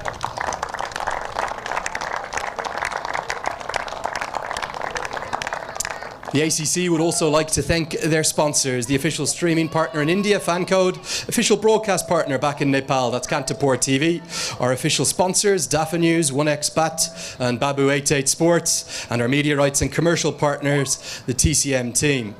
In this final match of the tournament, it was the UAE that prevailed over Oman by 56 runs, thanks to that fantastic batting performance that posted 204 for 4. Before we get into reviewing that match and indeed the tournament, I'd like to introduce my presentation party for this post-tournament presentation. Starting from my left, His Excellency Pankaj Kimji, the Vice President of the Asian Cricket Council and the Chairman of the Oman Cricket Association. Next to him is Mr. Paul Sheridan, the Vice Chairman of the Oman Cricket Association. He's joined by Mr. Madhur Singh Jazrani, the Secretary of the Oman Cricket Association, a long-standing legend of the game here in Oman. Next to him is Mr. Alkesh Joshi, the Treasurer of the Oman Cricket Association. And then finally next to him is Mr. Tusith Pereira, the General Manager of Finance and Operations of the Asian Cricket Council. Gentlemen, you're all very welcome. Great to have you with us, and thanks for all your hospitality here in Oman. Such a wonderful place to be. Time for the Player of the Match award in this final. This award will be presented by Mr. Madhur Singh Jazrani. Well, there's plenty of good performances, good cameos from Asif Khan with 38 off 16. Pratik Athavele was the lone stander with the bat with 49 off 30. And Ayan Afzal Khan and Junaid Sadiq were in the wickets again, but it could really only be one man. It's his third T20I century. It came off 55 deliveries. The Player of the Match in this grand final, it's Mohammad Wasim.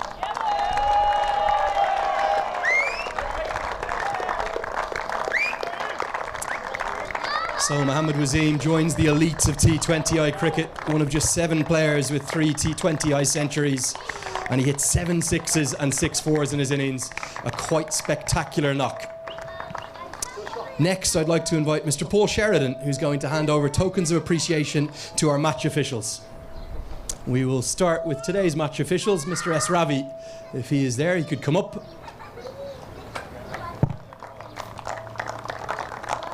We've also got our rest of our officiating team from today, if they could come up one by one. We've got Mr. Prakash Bhatt there, one of the match referees.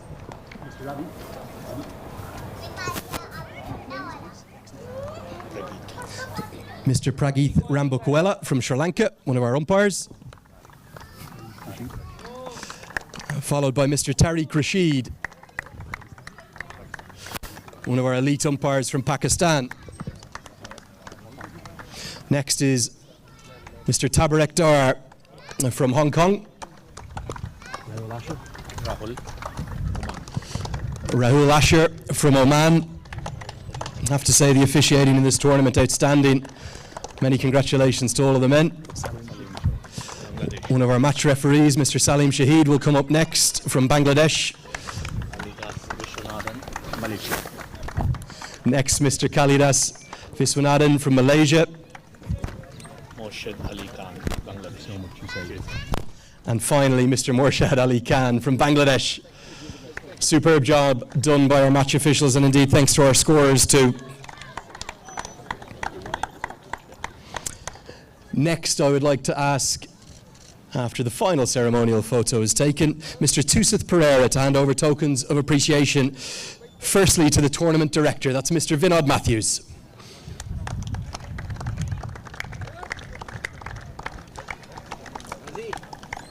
And Vinod will be followed by one of the main heroes of this week, please, a big round of applause. He produced the most brilliant wickets to play on, Mr. Anup Sakandi, the head groundsman here at this marvellous facility.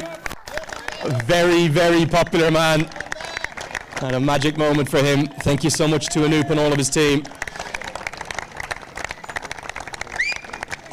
Well, that round of applause might be bigger than the match winners later. Anup, sincere thanks as always. An absolute legend. Okay, next we've got the award for the best batter. That's going to be presented by Mr. Alkesh Joshi, the treasurer of the Oman Cricket Association.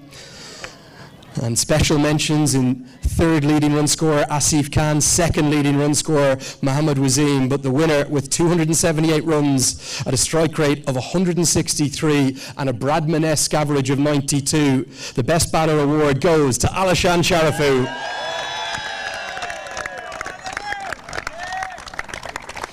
Yeah, what a tournament he's had. The top three leading run scorers, all from the UAE, and that has led their way back to the promised land, back to the Asia Cup. Many congratulations, Alishan. A sensational performance.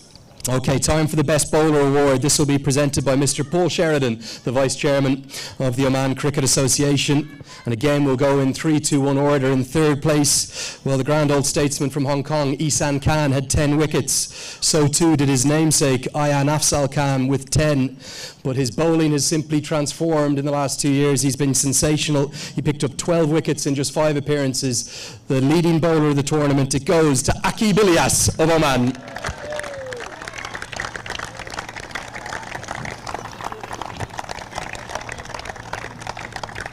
And Akib will receive his trophy from Paul Sheridan. What a performer throughout this tournament. Commiserations, Akib, but many congratulations on the award. Okay, time for the big one, the Player of the Tournament Award. This will be presented by His Excellency Pankaj Kimji. Now, plenty of considerations. The likes of Dipendra Singh Airi was sensational. Akib Ilyas too, but ultimately it's been adjudged that it's the captain of the champions, the player of the tournament, goes to Mohammad Wasim of the UAE.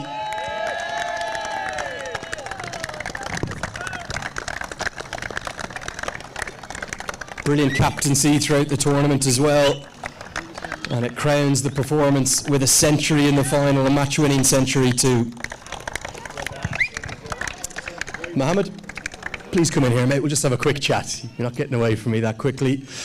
Let's touch first on your own performance. You must be delighted with that award. You're batting as well as you ever have. Yeah, first of all, thanks to my dear Allah. I'm very happy with my performance and this winning knock. How good have your team been? You've been supported. You heard the numbers there. Sharifu, Asif Khan, yourself, all exceptional tournaments. Yeah, it's a very exceptional tournament for all boys, especially our batsmen and our bowlers as well. Everyone is doing great job, and Alhamdulillah, I'm very happy with the performance of my team. You lost in the group stages to Oman. How did you turn it around so convincingly here in the final? To be honest, that was a 15 over game, and we were looking for some early wickets, but they played well that day, and today we played, Alhamdulillah. Has it sunk in yet that you're going to the Asia Cup? UAE are going back to the Asia Cup. It'll be your first one, I believe. How does it sound? Mohammad Wasim, Babar Azam, Virat Kohli, does that sound pretty good? Yeah, Alhamdulillah, I'm very happy. We are qualified for the Asia Cup. We lost last year finals, and we lost World Cup qualifiers finals as well. Alhamdulillah, I don't have words for that. I'm very happy and very proud to my team as well. Many congratulations. We'll speak to you in a few moments to get your hands on that trophy. You're the player of the tournament. Well done. Thank you so much. Thank you. Okay, Mohammad Wasim, outstanding, the player of the tournament. Well, sadly, every final has to have winners and losers, but it's time now to speak to the losing captain. That's the captain of Oman. We'll call on Zishan Maqsood.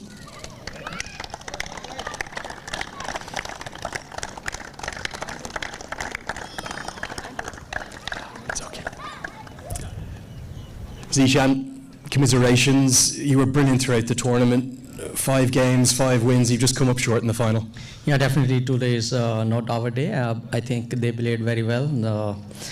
Wasim played outstanding, and he put us back, and we gave away too many wickets in the first half, where we lost the game there. Do you feel that total was always out of reach? It was a very good batting surface. Yeah, it is. It is because we have the your potential to the players, the batters. They can score big. So I think losing early wickets, and because when you lose 3 wickets in 3 overs, so that's a big point. You know, you cannot play with the freedom after that. So, but that was in our reach. If we play well in the from top order, if we score something, so that is, I think, the main point today. It's not all negative though. You're off to the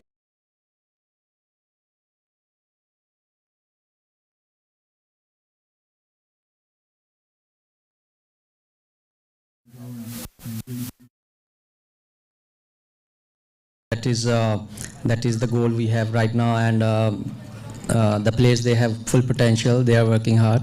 So it's a one bad day for us today, but they are doing through, you know, all the years very well, and the upcoming players, though, they are also doing well. So whatever we have in front, we have to work for that and perform there and get the, you know, confidence.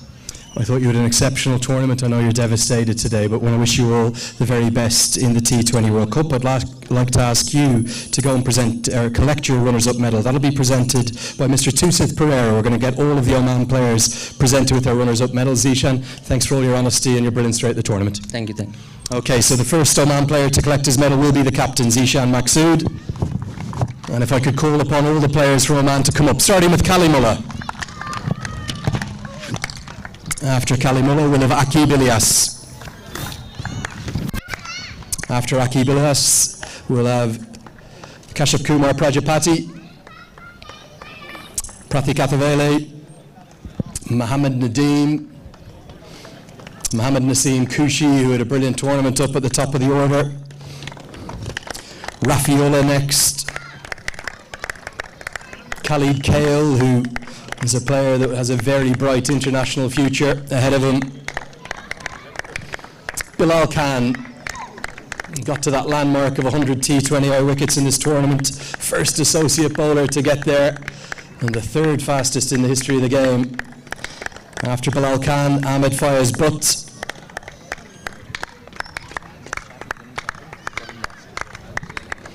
Shakil Ahmed, who had an excellent tournament with the ball himself. And finally, Mehran Khan, and also the head coach, Duleep Mendis. We'd like to ask the head coach to come up to receive his runners-up medal too.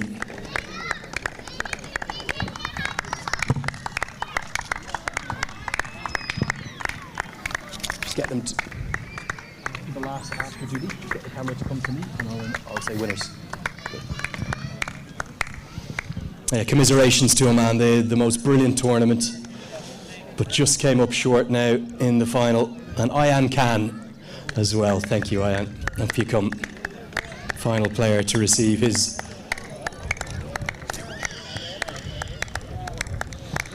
Okay, time for the winners' medals. I would like to ask His Excellency Pankaj Kimji to present these for me. Thank you, Mr. Kimji. If you could come up and collect your medals as I call your name. We'll start with the youngster, Ayan Afzal Khan. He'll be followed by Basil Hamid, Junaid Sadiq, who had an excellent semi-final and final. Akif Raja will be next. Well done, Baz. Ali Nazir, young all-rounder who's such a bright future in the game. And another youngster, Omid Rahman, he'll be next. 19 years of age, what a start he's had to international cricket. Next, the leg spinner, Mohammad Farooq. Asif Khan, up comes Lala next. He'll be followed by the leading batter of the tournament, Alishan Sharafu. The young keeper who showed brilliant spirit of cricket throughout and excellent glove work, Haider Shah, will be next. Tanish Suri, Vishnu Sukumaran, and Rahul Bhatia. We'd also like to call upon the head coach, Lalchand Rajput, to come up and receive his medal. And I've got an angry UAE captain, he's waiting for his too. We're saving you till last, Mohammed, don't worry.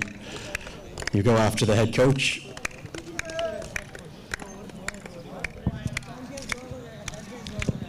Yeah, what a brilliant tournament it's been. Best part of 7,000 runs across 24 games. And I'd now like to ask Mohammed Wasim to come up, the captain, to receive firstly his medal. We might have one more medal, do we? Let's see. Medal? Do you have another medal? Quick. We do have one more medal for you, Mohammed. We wouldn't forget you. So firstly to receive your medal, and now you're going to get your hands on the trophy in just a few moments. So I'd again like to ask His Excellency Pankaj Kimji to take that beautiful trophy and present it to the captain of the winning team. They've been exceptional throughout the tournament. They triumphed in this final by 56 runs. The winners of the ACC Premier Cup 2024. It's the United Arab Emirates.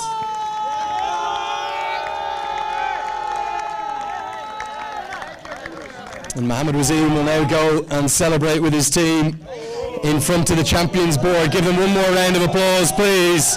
The champions of the ACC Men's Premier Cup 2024, it's the UAE.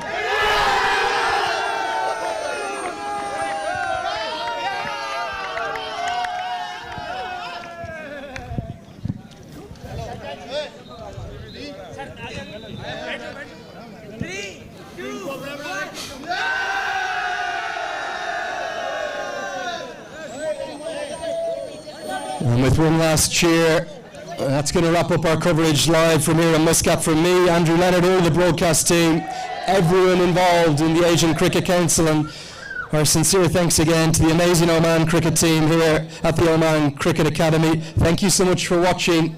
It's good evening and good night.